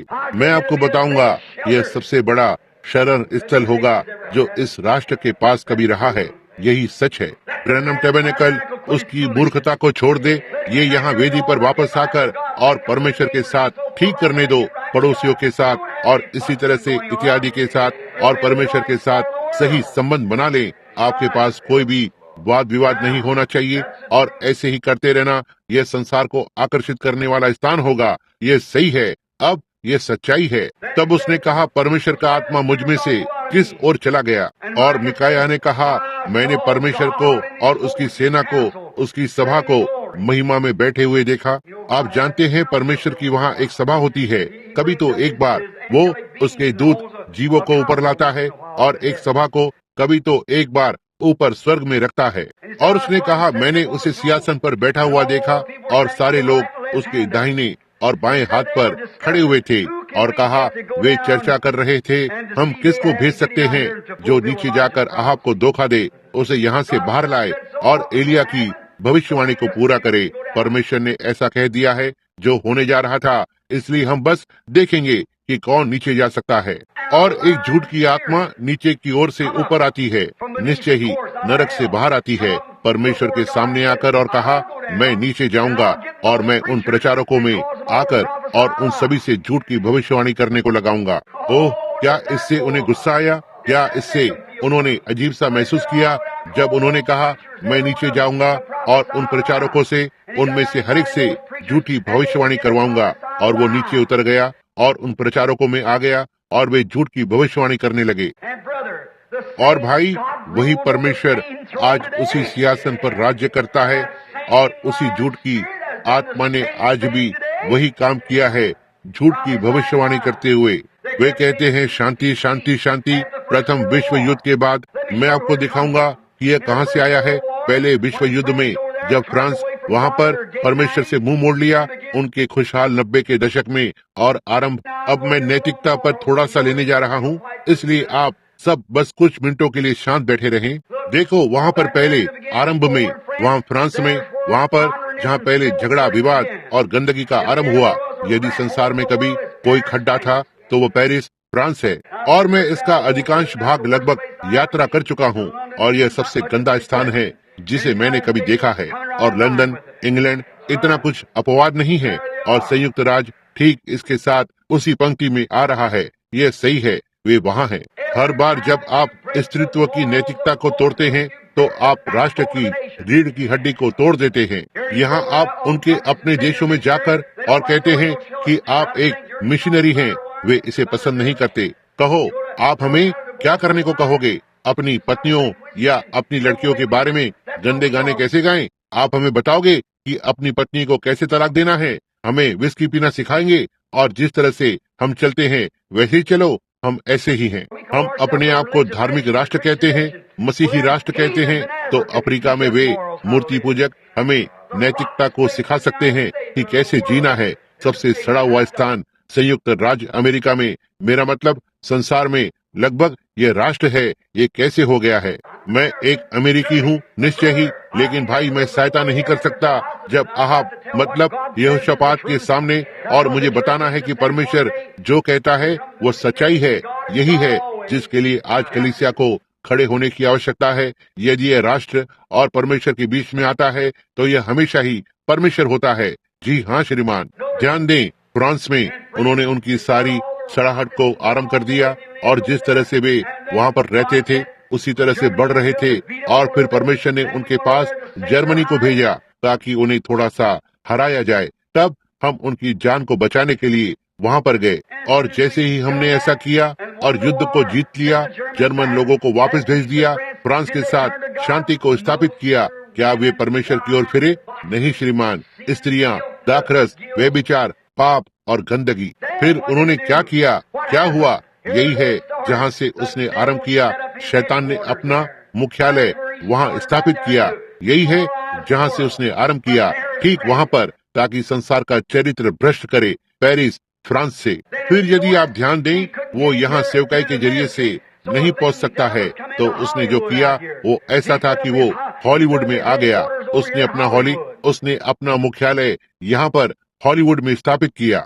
शैतान यहाँ पर वापस आ गया कुछ वर्ष पहले, 15 या 20 वर्ष पहले, उसकी बड़ी सेना के साथ, और जाकर हॉलीवुड, कैलिफोर्निया में पहुंचा, और उसने अपनी प्रेत शक्तियों के साथ संयुक्त राज्य पर आक्रमण किया। सही है, हमारे सारे फैशन पेरिस से आते हैं। वे इसे हॉलीवुड में पर्दे पर डालते हैं। ये छोटी छोटी लड़कियां और छोटे छोटे लड़के और इत्यादि यहाँ से बाहर निकलकर वे उन पर्दे पर के नाटक को देखते हैं। अच्छे छोटे छोटे बच्चे, अच्छे छोटे लोग, उनके विरोध में कुछ भी नहीं। परमेश्वर उनके छोटे हृदयों को आशीष दे। मेरा हृदय उनके प्रति दुखता है। और ठीक यहाँ शहर में मैं मेरे बेटे से बात कर रहा था उस दिन। उसने कहा, पिताजी, यदि वहाँ नगर में कुछ लड़के होते थे जिनके पास पवित्र आत्मा होता था और आदि आदि, आप सोचें कि मैं क्यों डेनवर, कोलोराडो या ऐसे ही इसी तरह के स्थान से क्यों दूर जा रहा था। मेरे बच्चों को कहीं तो ले जाऊं जहां लोगों का एक झुंड हो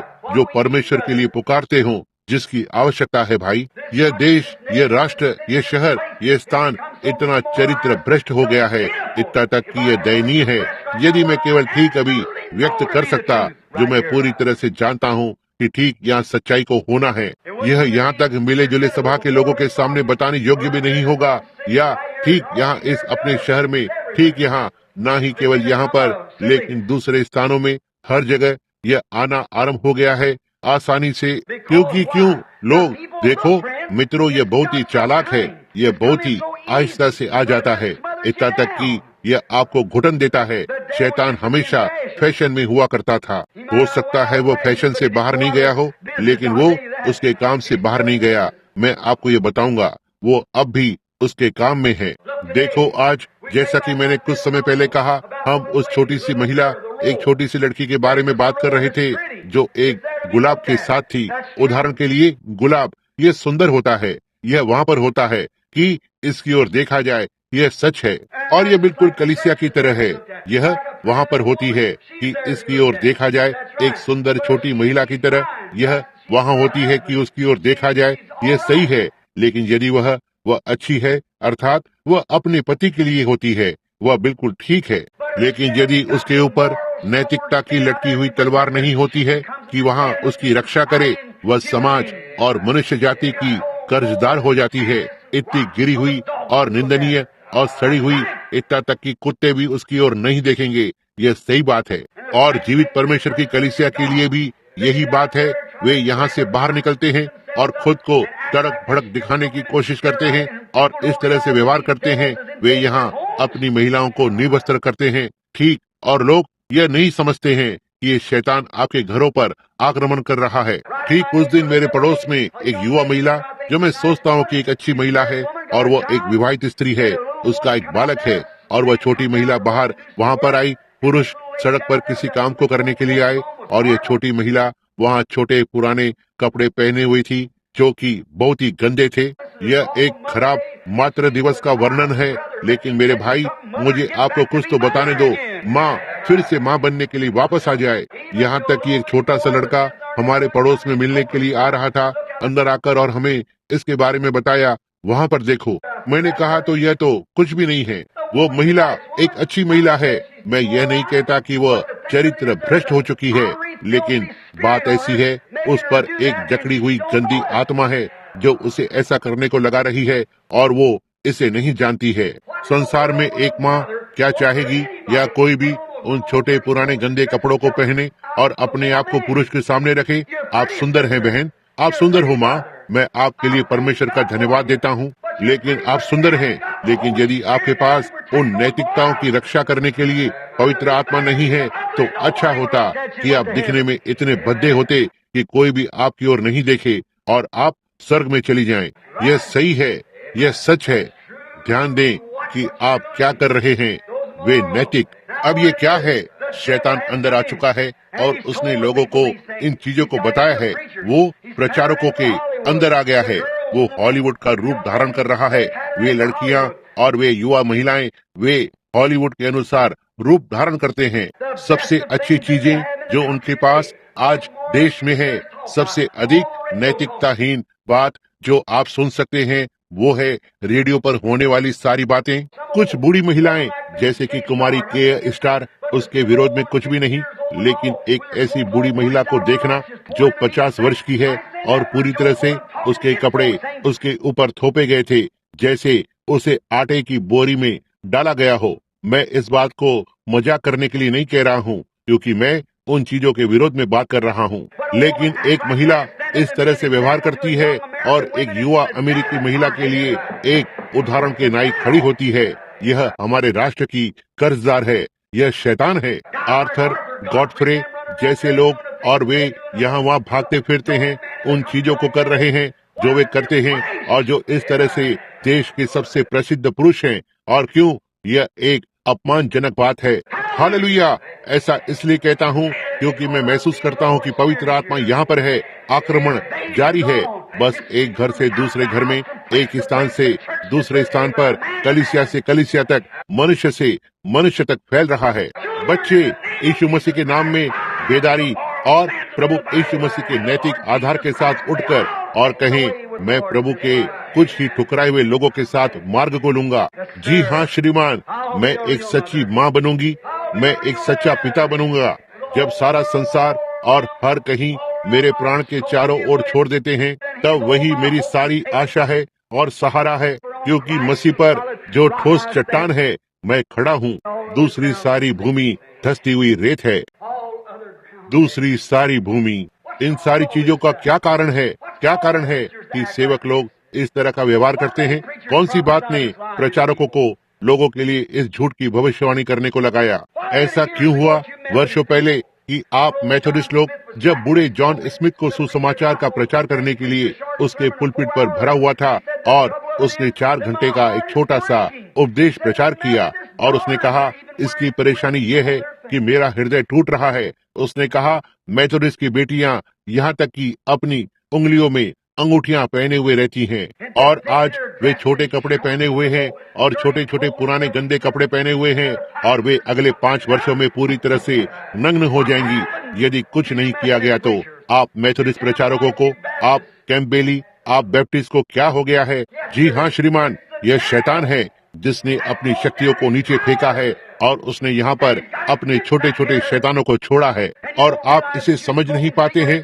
आप सिगरेट पीते हैं, आप महिलाएं, और जिस तरह से आप वहाँ कर रही हैं और शराब पी रहे हैं और उसी तरह से आप करते ही जा रहे हैं, आपको एहसास भी नहीं है कि आप अपने शरीर को जहर दे रहे हैं और उन सारी पीढ़ियों को नष्ट कर रहे हैं जो आपके पीछे आने वाली है। यदि ऐसी कोई चीज है, 50% अधिक कैंसर होने की संभावना सिगरेट पीने से होती है, और आप जानबूझकर सीधे उनके अंदर जाते हैं, और कलीसियाएं इसका समर्थन करती हैं। एक बड़े बैप्टिस्ट कलीसिया में, बस यही हाल ही में, मैं बैप्टिस्ट के विषय में बोल रहा हूँ, मेरा उस पर अधिकार है।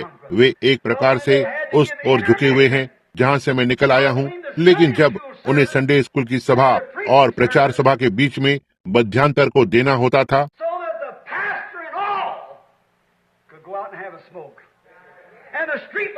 जिससे कि पास्टर और सारे लोग बाहर जाकर और धूम्रपान कर सके, और सड़क पर पुरुष और महिलाएं सिगरेट पीते थे। शैतान ने ऐसा किया है, यह सही बात है। फिर यहाँ हमारे अपने शहर में हमारे सबसे प्रमुख सेवकों में से एक, ठीक यहाँ न्यू अल्बानी में, इस खेल के मैदान में, जो शहर के हमारे प्रमुख सेवकों में से एक, जो जोड़े में स्त्री पुरुष के नाच के कार्यक्रम को निर्देशित करता है कि वो पुरुषों और महिलाओं को मंच पर लेकर आए।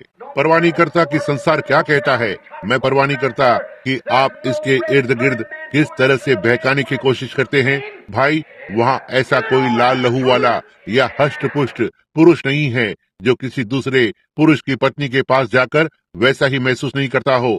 आप जानते हैं कि यह सच है। उन्होंने हमारी स्त्रियों को ले लिया है और उन्हें निवस्त्र कर दिया है। वहाँ बाहर कार्यालयों में और टैक्सी चला रही हैं और सड़क पर ऊपर और नीचे चलती हैं, जहाँ उन्हें घर पर होना चाहिए, चूल्हे के पीछे खाना पकाते हुए और रात के खाने तैयार करते होना चाहिए। यह क्या है? यह शैतान है। आक्रमण जारी है। मैं इसके व्यक्तिगत के बारे में या उसके व्यक्तिगत के बारे में कुछ भी नहीं कह रहा हूँ। मैं कह रहा हूँ कि यह अशुद्ध आत्माएं हैं जो लोगों को अपने अधिकार में कर रही हैं, उन्हें सीधे इसके अंदर लेकर जा रही हैं। संयुक्त राज्य अमेरिका का आक्रमण, कलीसिया को उखाड़ फेंकना। शैतान ने कलीसिया को उखाड़ फेंका है।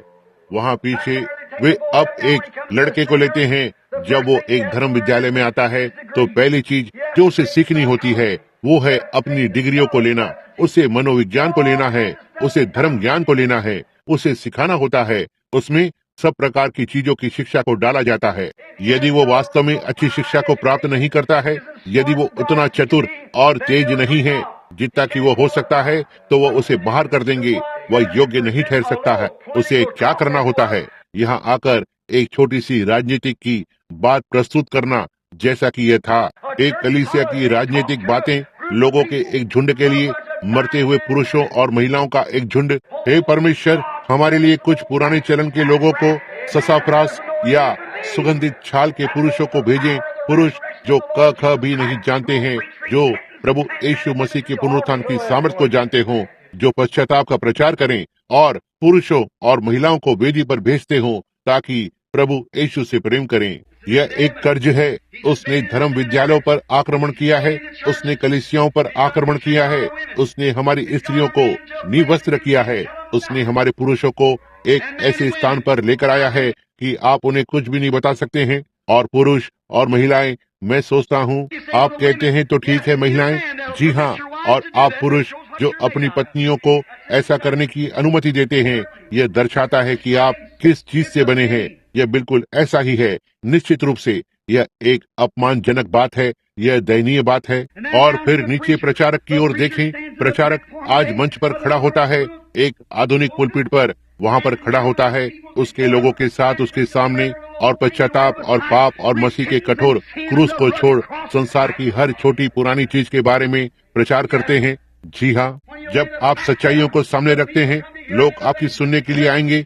सुसमाचार के प्रचार की सभा में आप मुख्य बात पर पहुंचने और सुसमाचार का प्रचार करने, लोगों को पश्चाताप करने और उन्हें सही मार्ग पर लाने का प्रयास कर रहे हैं, तो वे ऊपर जाकर और बाहर निकल जाएंगे। वे इसे नहीं सुनना चाहते हैं। नहीं, वे नहीं चाहते। लेकिन भाइयों, उन्हें पश्चाताप करना है या तो नाश होना है। दुष्ट आत्माएं, आप विद्यालय जाते हैं, इसने विद्यालयों पर आक्रमण किया है। आज देश भर में हर कहीं देखें, यहाँ पर देखो, आप लोग, आप जो प्रोटेस्टेंट हो, देखिए वहाँ 4 बड़े बड़े कैथोलिक विद्यालय और इत्यादि हैं जो आज बनाए गए हैं। ऐसा क्यों है? आप ढिलाई को दे रहे हैं। कैथोलिक बात के विरोध में कुछ भी नहीं है, हालांकि मैं इसमें विश्वास नहीं करता। मैं पूरी तरह से एक प्रोटेस्टेंट हूँ। यह बिल्कुल सही है। साबित कर सकता हूँ कि वे नहीं। आप उनके साथ बहस नहीं कर सकते। वे कहते हैं हम परवाह नहीं करते कि बाइबल क्या कहती है, हम जानते हैं कि कलीसिया क्या कहती है। परमेश्वर अपने वचन में है, यही है जहाँ परमेश्वर है। लेकिन कुछ कैथोलिक उनकी कलीसिया से ऐसे चिपके हुए रहते हैं।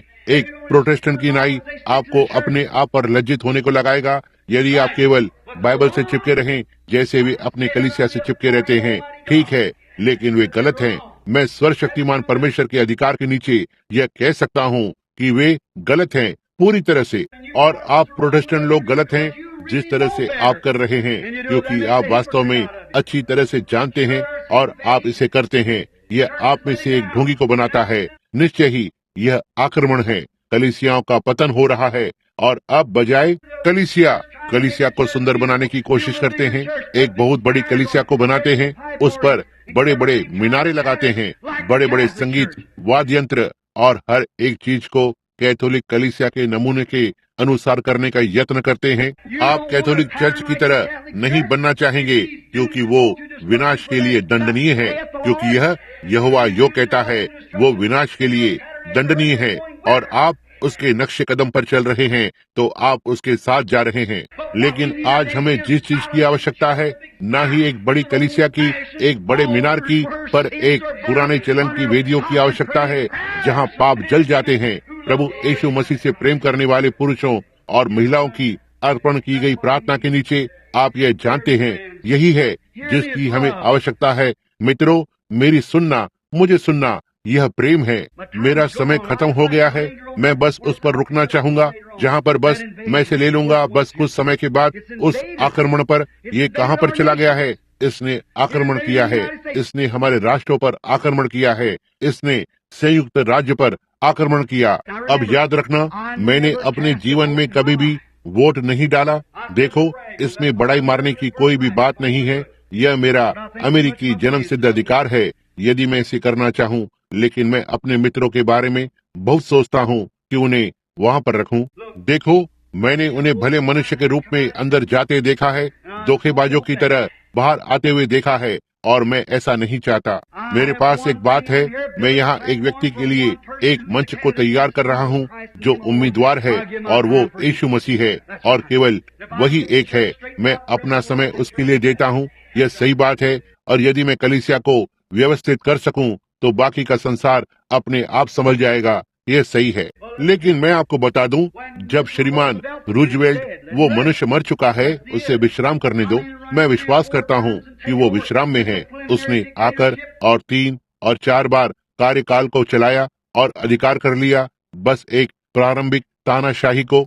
मैं आपको वचन में से साबित कर सकता हूं जहां मैंने कहा था कि यह बात जगह लेगी। ये सही है। हमारे पास अब और कोई संविधान नहीं है, वो टुकड़े टुकड़े हो गया है। हर चीज पूरी तरह से चकनाचूर हो गई है। रिपब्लिकन भी बहुत ही खराब हो गए हैं, एक के 6 तो दूसरे के आधा दर्जन, क्योंकि हर एक राज्य नष्ट होने जा रहा है। लेकिन यीशु मसीह का राज्य बना रहेगा और हमेशा के लिए राज्य करेगा। ये सही है।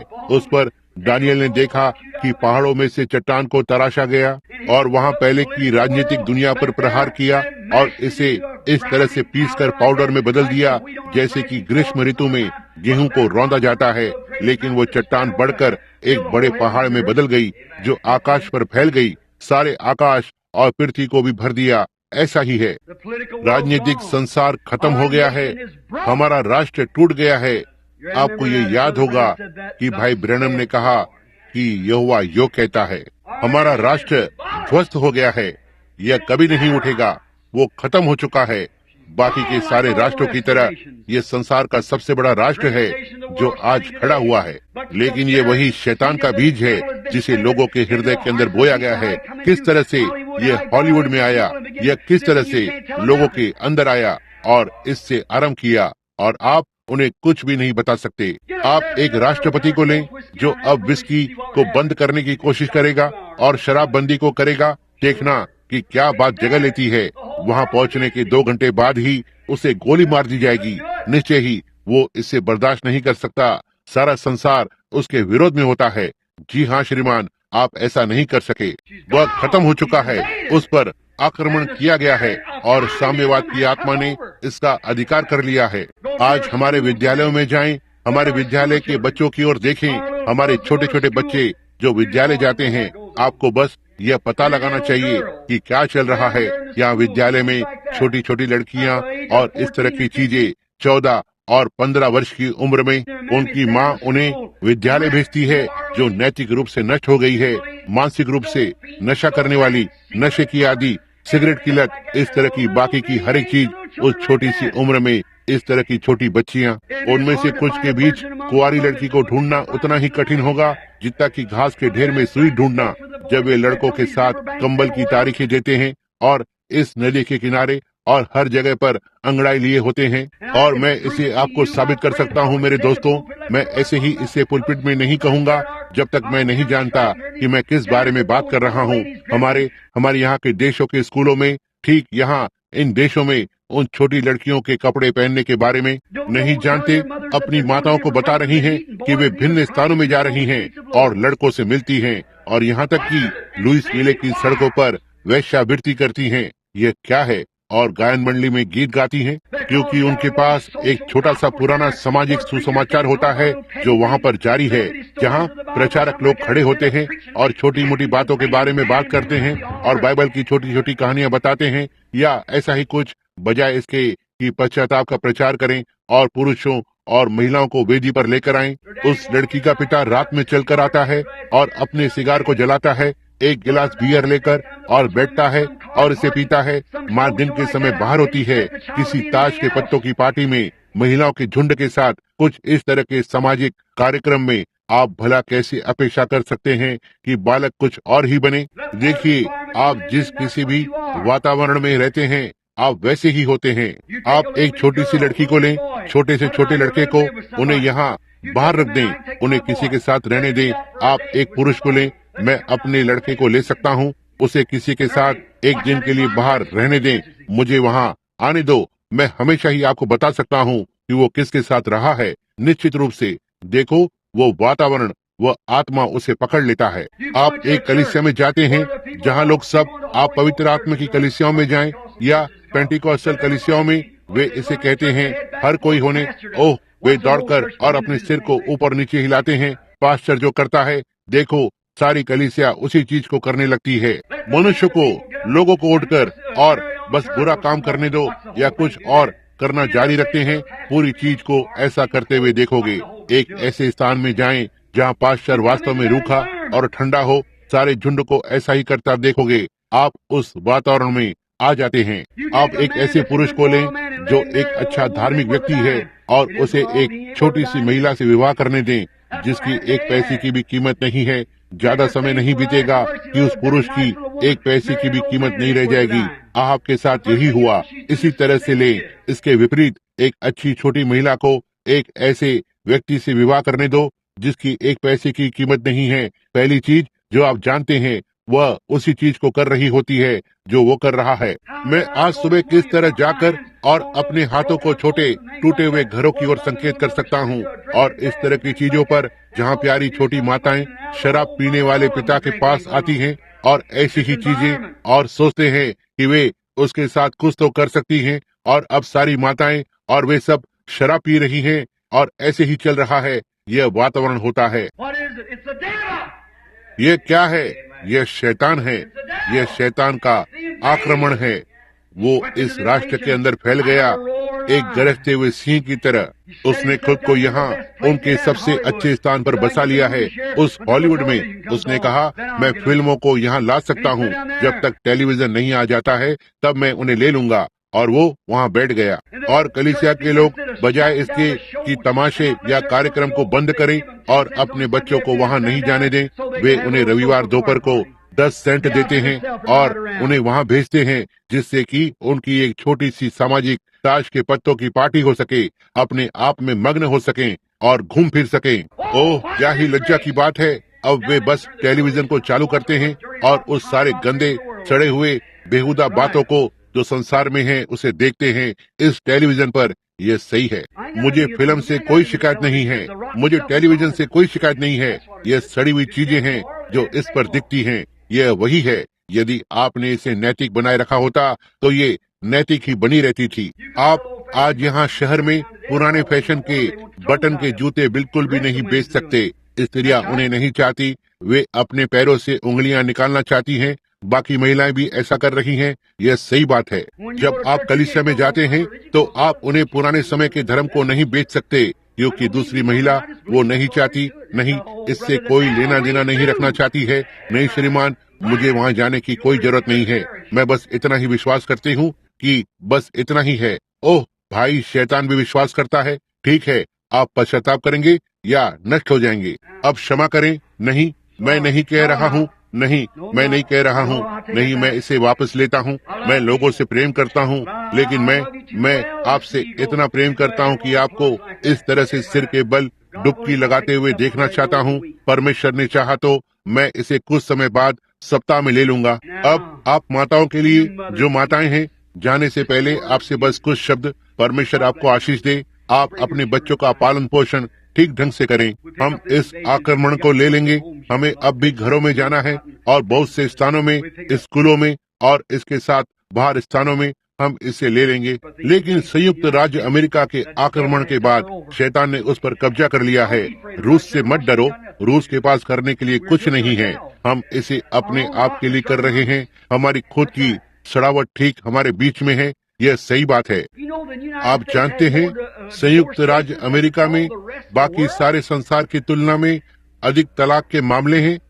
अधिक तलाक, इसके विषय में सोचो, कितना भयानक। मातृत्व टूट चुका है। माताएं अब उनके बच्चों के साथ घर पर नहीं रहती हैं जैसे वे हुआ करती थी। उनके पास करने के लिए एक काम होता है। यहाँ पर एक दिन इस शहर में एक किराने की दुकान का व्यक्ति मुझसे इस बारे में बात कर रहा था। ये महिलाएं इस सार्वजनिक कारखाने में काम करती हैं। ये युवा विवाहित महिलाएं जिनके छोटे बच्चे हैं, वे उनके बच्चों को देखभाल करने वाले की जगह पर रखते हैं। वे इन सार्वजनिक स्थानों में काम करती हैं। कहा, उनमें से 2 वहाँ खड़े थे जब उन्हें अपने सार्वजनिक कार्यों से निकाल दिया गया था। कहा, चिंता मत करो, जो भी हो हम इसे कर लेंगे। ओह, क्या ही वेश्यावृत्ति की घड़ी यहाँ पर है। निश्चय ही शैतान ने उन्हें बता दिया है कि वे घर की मालिक हैं। वे अपना पैसा खुद कमा लेंगी। वे वही करेंगी जो वे करना चाहती हैं, और यदि आप कर सके तो आप उनसे यह काम करवा सकते हैं। उनमें से केवल एक ही चीज इसे निकाल सकती है, वो है वेदी। यीशु मसीह के सामने एक पुराने चलन का आंसू बहाने वाला धर्म जो उनके हृदयों को तोड़ दे और उन्हें टुकड़े टुकड़े कर दे और उन्हें वही बनाए जो उन्हें होना चाहिए। ये सही बात है।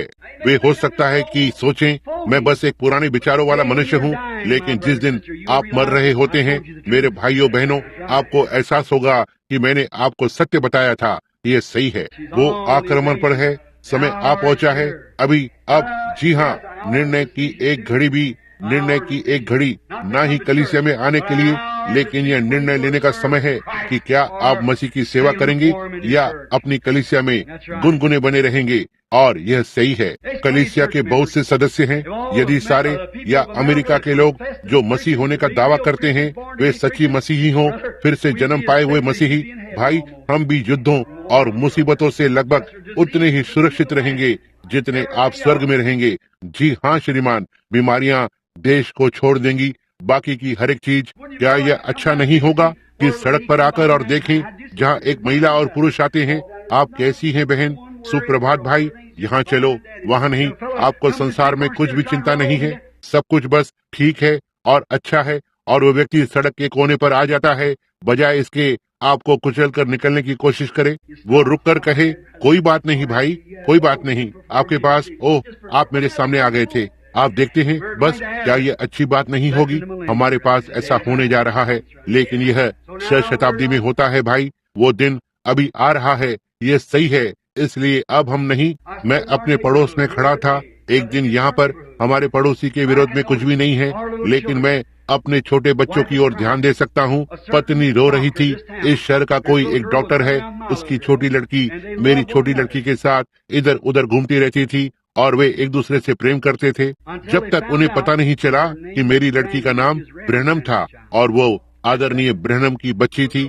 इसने मामले को खत्म कर दिया। वो छोटी लड़की मेरी छोटी लड़की के साथ अब और नहीं जा सकती थी। ओह, मैंने सोचा ठीक है, कोई बात नहीं। कुछ छोटे पड़ोसी वहाँ पर आए, कहा तो कोई बात नहीं। इसलिए वे उनके पास्टर के पास गए। मुझे मत बताओ, आप जानते हैं मेरे पास बहुत सी चीजों को जानने का एक तरीका है, आप देखो।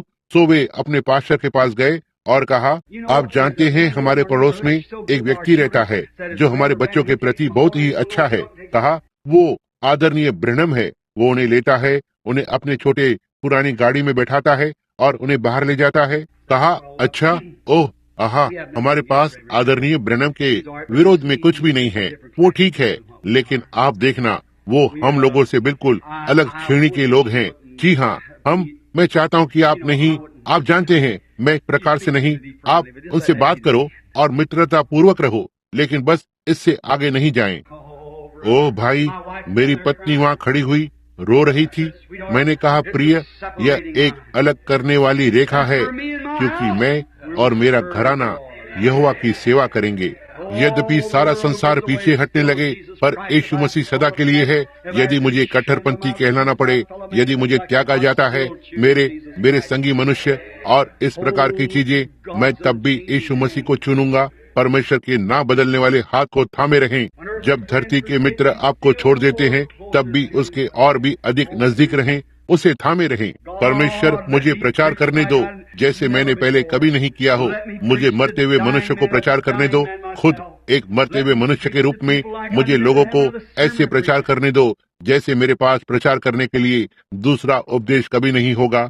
मैं उन्हें वेदी पर आने के लिए तैयार करूं और उनके चेहरे पर आंसू बह रहे हों।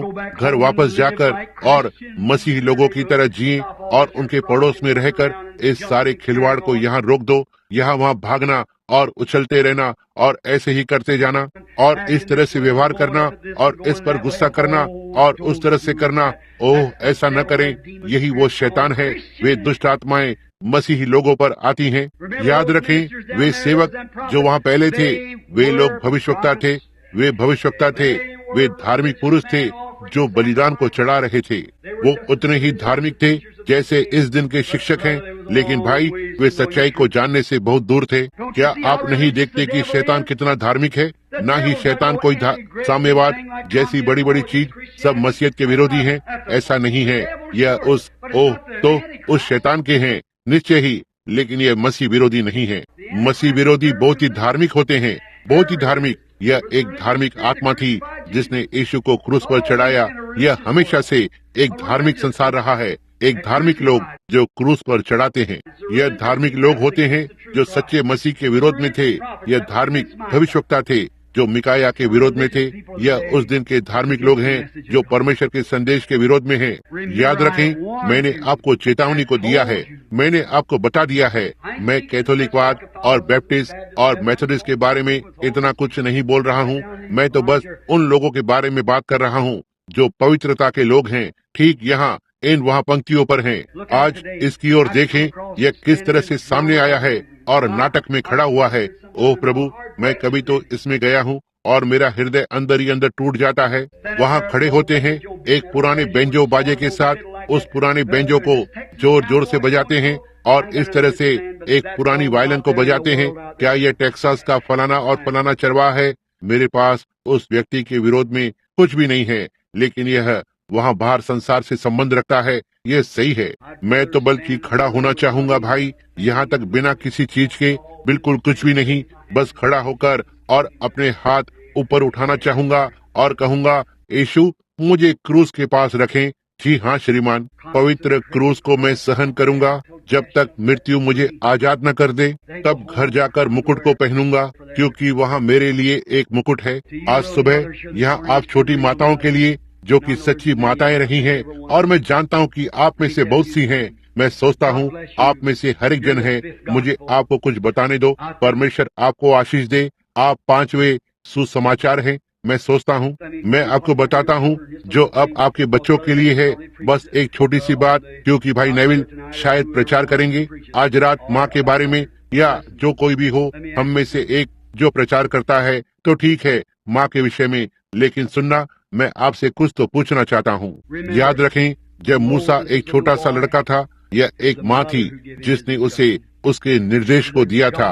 यह एक धर्मी माँ थी जिसने छोटे मूसा को अपने घुटनों पर बैठाया और कहा, मूसा, उसे सब सिखाया।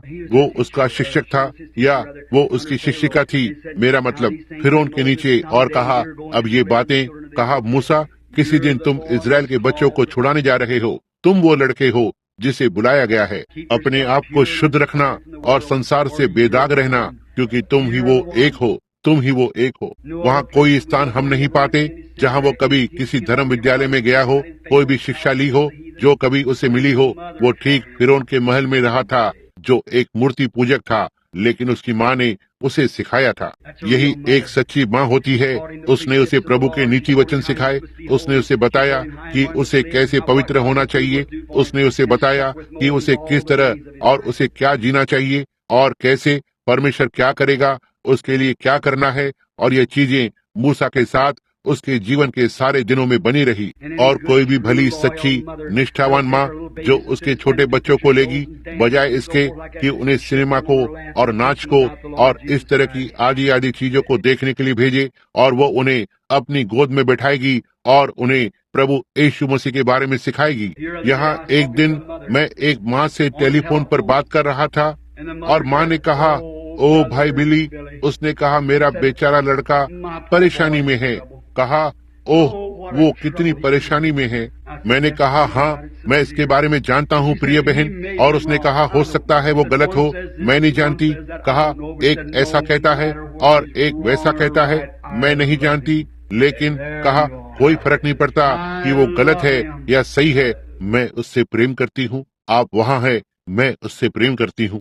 उसने अपनी माँ से कहा मैं इसके और उसके द्वारा बहुत ही भरमाया गया हूँ। कहा माँ, मैं विश्वास करता हूँ कि आप ही मेरी वास्तव में एकमात्र हृदय प्रिय है, एक स्त्री जो मेरे लिए सच्ची है और मुझसे चिपकी रहती है। यही माँ का प्रेम होता है। यह एक सच्ची माँ होती है जो अपने हाथों को अपने बच्चे के चारों ओर रखेगी, चाहे वो सही हो या गलत हो, वो इसमें से आगे बढ़ती है। और यदि एक माँ अपने बच्चे के बारे में सोच सकती है, तो परमेश्वर उसके बारे में कितना अधिक सोचेगा। आपने देखा, आप ठीक उसके साथ बने रहें, सही जाएं। और अब मैं आपको एक और माँ के विषय बताऊंगा जल्दी से बाइबल में से, इससे पहले कि हम बंद करें।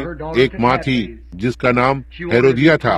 उसने अपनी बेटी को पैरों को थपथपाकर करने वाला नाच सिखाया। वो चाहती थी कि उसकी बेटी लोकप्रिय बने, और उसने राजा के सामने नृत्य किया और यूहन्ना बपतिस्मा देने वाले के सिर की मांग की। हमारे पास उसके 70 संतानों का अभिलेख है। यह कन्या हेरोदियास की पुत्री जिसने नाच को किया, हेरोदेस के सामने नाची, उसके 70 वंश वे या तो वेश्यावृत्ति में मर गए या फांसी पर। एक माँ जिसने उसकी बेटियों को संसार की बातें सिखाई, दूसरी माँ ने उसकी बेटियों को परमेश्वर की बातें सिखाई। एक महान अगुवाई करने वाली और जयवंत हुई, आज मनुष्यों के बीच अमरहार है, और दूसरी भ्रष्ट हुई है और अधोलोक में है और अपने साथ हजारों गुना हजारों को ले गई। देखा मेरा क्या मतलब है? लड़के को उसी मार्ग में ले आओ जिस पर उसे चलना चाहिए। और मैं निश्चित रूप से आप उन बेचारी माताओं के प्रति सहानुभूति रखता हूँ जो सफेद गुलाब को लिए हुए यहाँ बैठे हैं। वहाँ एक स्वर्ग है जिसमें एक माँ आज जा चुकी है, जहाँ एक अच्छे पुराने चलन की माँ जो परमेश्वर के लिए जीती थी, संभवतः पर्दे के पार चली गई है। वो आपके आने की प्रतीक्षा कर रही है। यह सही है। आप जो लाल गुलाबों के साथ हैं, मैं आपका आदर और सम्मान करता हूँ।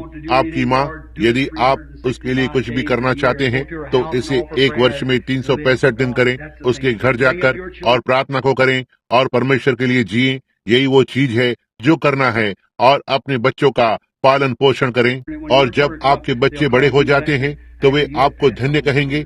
आपके पर्दे के उस पार जाने के बाद यही मातृत्व की सच्ची आत्मा है, मातृ दिवस की सच्ची आत्मा। मातृ दिवस एक वर्ष में 365 दिन होता है। यह तो वो दिन है जब वे फूल बेचते हैं और उपहार को देते हैं। संसार ऐसा करता है। यदि यह सफल हो जाता है, यदि संसार 20 वर्ष और भी बना रहेगा, उनके पास बेटा दिवस होंगे, बेटी दिवस होगा, और चचेरे भाई के दिन और चाचा दिवस, और वे सारी चीजें इसी तरह से होंगी। बस दुनिया को एक व्यावसायिक तड़क भड़क में लाने के लिए काफी है। बस यही है जहाँ यह जा रहा है, सीधे नरक के अंदर, बस उतना ही तेजी से जितना ये जा सकता है, विनाश की ओर। लेकिन आप, परमेश्वर आपको आशीष दे। मेरी प्रार्थना है, क्या हम प्रार्थना करें? हमारे दयालु स्वर्गीय पिता, जैसा कि हम आज सुबह पीछे देखते हैं, हमारे मनों के साथ वहाँ पीछे उधर कुछ सैकड़ों वर्ष पहले जब यहोशापात वहाँ पर राजा अहाब के पास खड़ा हुआ था और एक छोटी सी आत्मा उसके हृदय में अब भी परमेश्वर की बाकी थी, भले ही उसने गलती की थी। उसे बताया था, कहा यह गलत है, यह गलत है, यह शुद्ध नहीं है, यह पवित्र नहीं है। भविष्यवक्ता ने कहा कि ये बातें इस तरह से नहीं चल सकती हैं, और परमेश्वर की छोटी सी आग ने उसे जगा दिया। और तब आपके पास उस छोटी सी आग का उत्तर देने के लिए कोई तो था, जो कि मिकाया था, जो परमेश्वर का सच्चा भविष्यवक्ता था। हालांकि वो वहाँ फटे पुराने कपड़े पहनकर वहाँ आया होगा, भले ही वो हो सकता है वहाँ आया होगा तिरस्कृत होकर, और वे सब उसकी ओर ऐसे देख रहे थे जैसे कि भेड़ियों का झुंड मेमने की ओर देख रहा हो। लेकिन उसने सच्चाई को बताया। भले ही उसके मुंह पर प्रहार होना था, भले ही उसे बंदी गृह में डाला जाना था और रोटी और दुख का पानी खिलाया जाना था, लेकिन फिर भी उसके कहे हुए शब्द पूरे हो गए, क्योंकि आप उसके साथ थे। परमेश्वर आज प्रदान करें। और हम वहाँ इस बाइबल में देखते हैं, हम कलीसिया की पुस्तकों को देखते हैं, 10 आज्ञाएं और इत्यादि कलीसियाओं के रीति रिवाज और देखते हैं कि वे इसे उसे या इत्यादि को कैसे करते हैं। लेकिन आइए हम यहाँ इस सच्चे वचन में देखें और देखें कि यह क्या कहता है। पवित्रता के बिना कोई भी मनुष्य प्रभु को नहीं देखेगा। शांति और पवित्रता का पीछा करें, जिसके बिना कोई भी मनुष्य प्रभु को नहीं देखेगा। वह जो संसार से प्रेम करता है या संसार की चीजों से, परमेश्वर का प्रेम उसमें नहीं है। अंतिम दिनों में संकट का समय आएगा। मनुष्य अपने खुद के चाहने वाले होंगे, घमंडी, डींग मारने वाला। ओह, वे बड़ी बड़ी चीजें प्रभु यह घटित हो रही हैं। ढीठ, घमंडी, परमेश्वर से अधिक सुख विलास के चाहने वाले लोगों को परमेश्वर की आज्ञाओं के बजाय मनुष्य के उपदेशों को सिखाते हैं, भक्ति का भेष तो धरते हैं और पवित्र आत्मा की सामर्थ का इनकार करते हैं। कि मनुष्य को आत्मा से भरने को लगाएं, कि उसे आनंदित करे, जिससे कि उसकी आंखों से आंसू बहने लगे, कि उसे बाहर जाकर और बीमारों के लिए प्रार्थना करने को लगाए, जिससे कि उसे अन्य भाषा में बोलने और अनुवाद करने को लगाए, जिससे कि उससे भविष्यवाणी करने को लगाए। परमेश्वर का आत्मा, जीवित परमेश्वर का, उन्होंने बस इसे किसी लॉज में ले लिया है या ऐसा ही कुछ। भक्ति का भेष तो धरते हैं और उसकी सामर्थ का इनकार करते हैं। हे परमेश्वर होने पाए यह थोड़े से श्रोतागण इस दिन पर ठीक अभी जल्दी से जाग जाएं, इससे पहले कि अंत का समय आ जाए और हमें इस अवस्था में होने पाए हम अपने आप को फिर से नया करें, जैसा कि बाइबल ने कहा, उठो और अपने आप को हिलाओ और पुराने मार्ग के लिए मांगो जो अच्छा मार्ग है, और जब तुम इसे पा लो तो उस पर चलो। परमेश्वर प्रदान करे कि हम पुराने उबड़ खाबड़ मार्ग को पा सकते हैं, जब हम फिर से एक साथ खड़े हो सकें, जैसे सैकड़ों, और हमारे हाथों को एक साथ जोड़कर और गाएं।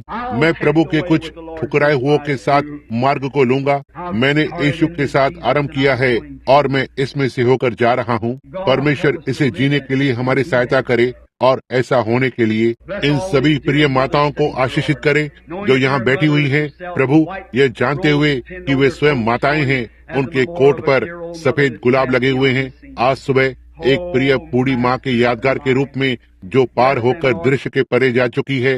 हे जीवन के स्वामी, उन्हें आशीष दे प्रभु, और होने पाए वे भी आशीषित हों, और होने पाए उनके बच्चों की यादें वैसी ही रहें जैसी उनकी माँ के साथ है। यदि वो पर्दे के पार चली गई हैं, एक महिमामय स्वर्ग में इसे प्रदान करे प्रभु।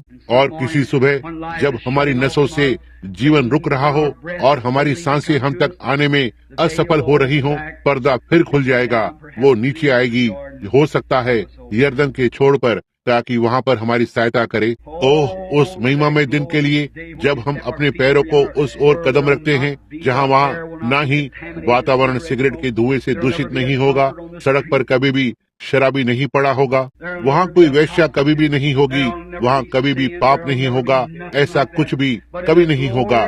लेकिन महिमा में हमेशा के लिए हम अपने प्रभु यीशु मसीह के साथ और हमारे बच्चों के साथ शांति के साथ रहेंगे। और ओह, क्या ही अद्भुत दिन है। हे पिता, जबकि बड़ा अंधकार जारी है, लड़ाई और शैतान देशों पर आक्रमण कर रहा है और पुलपिटों पर आक्रमण कर रहा है, कलीसियाओं पर आक्रमण कर रहा है, लोगों पर आक्रमण कर रहा है, व्यापार पर आक्रमण कर रहा है, शहरों पर आक्रमण कर रहा है और विद्यालयों और घरों पर आक्रमण कर रहा है।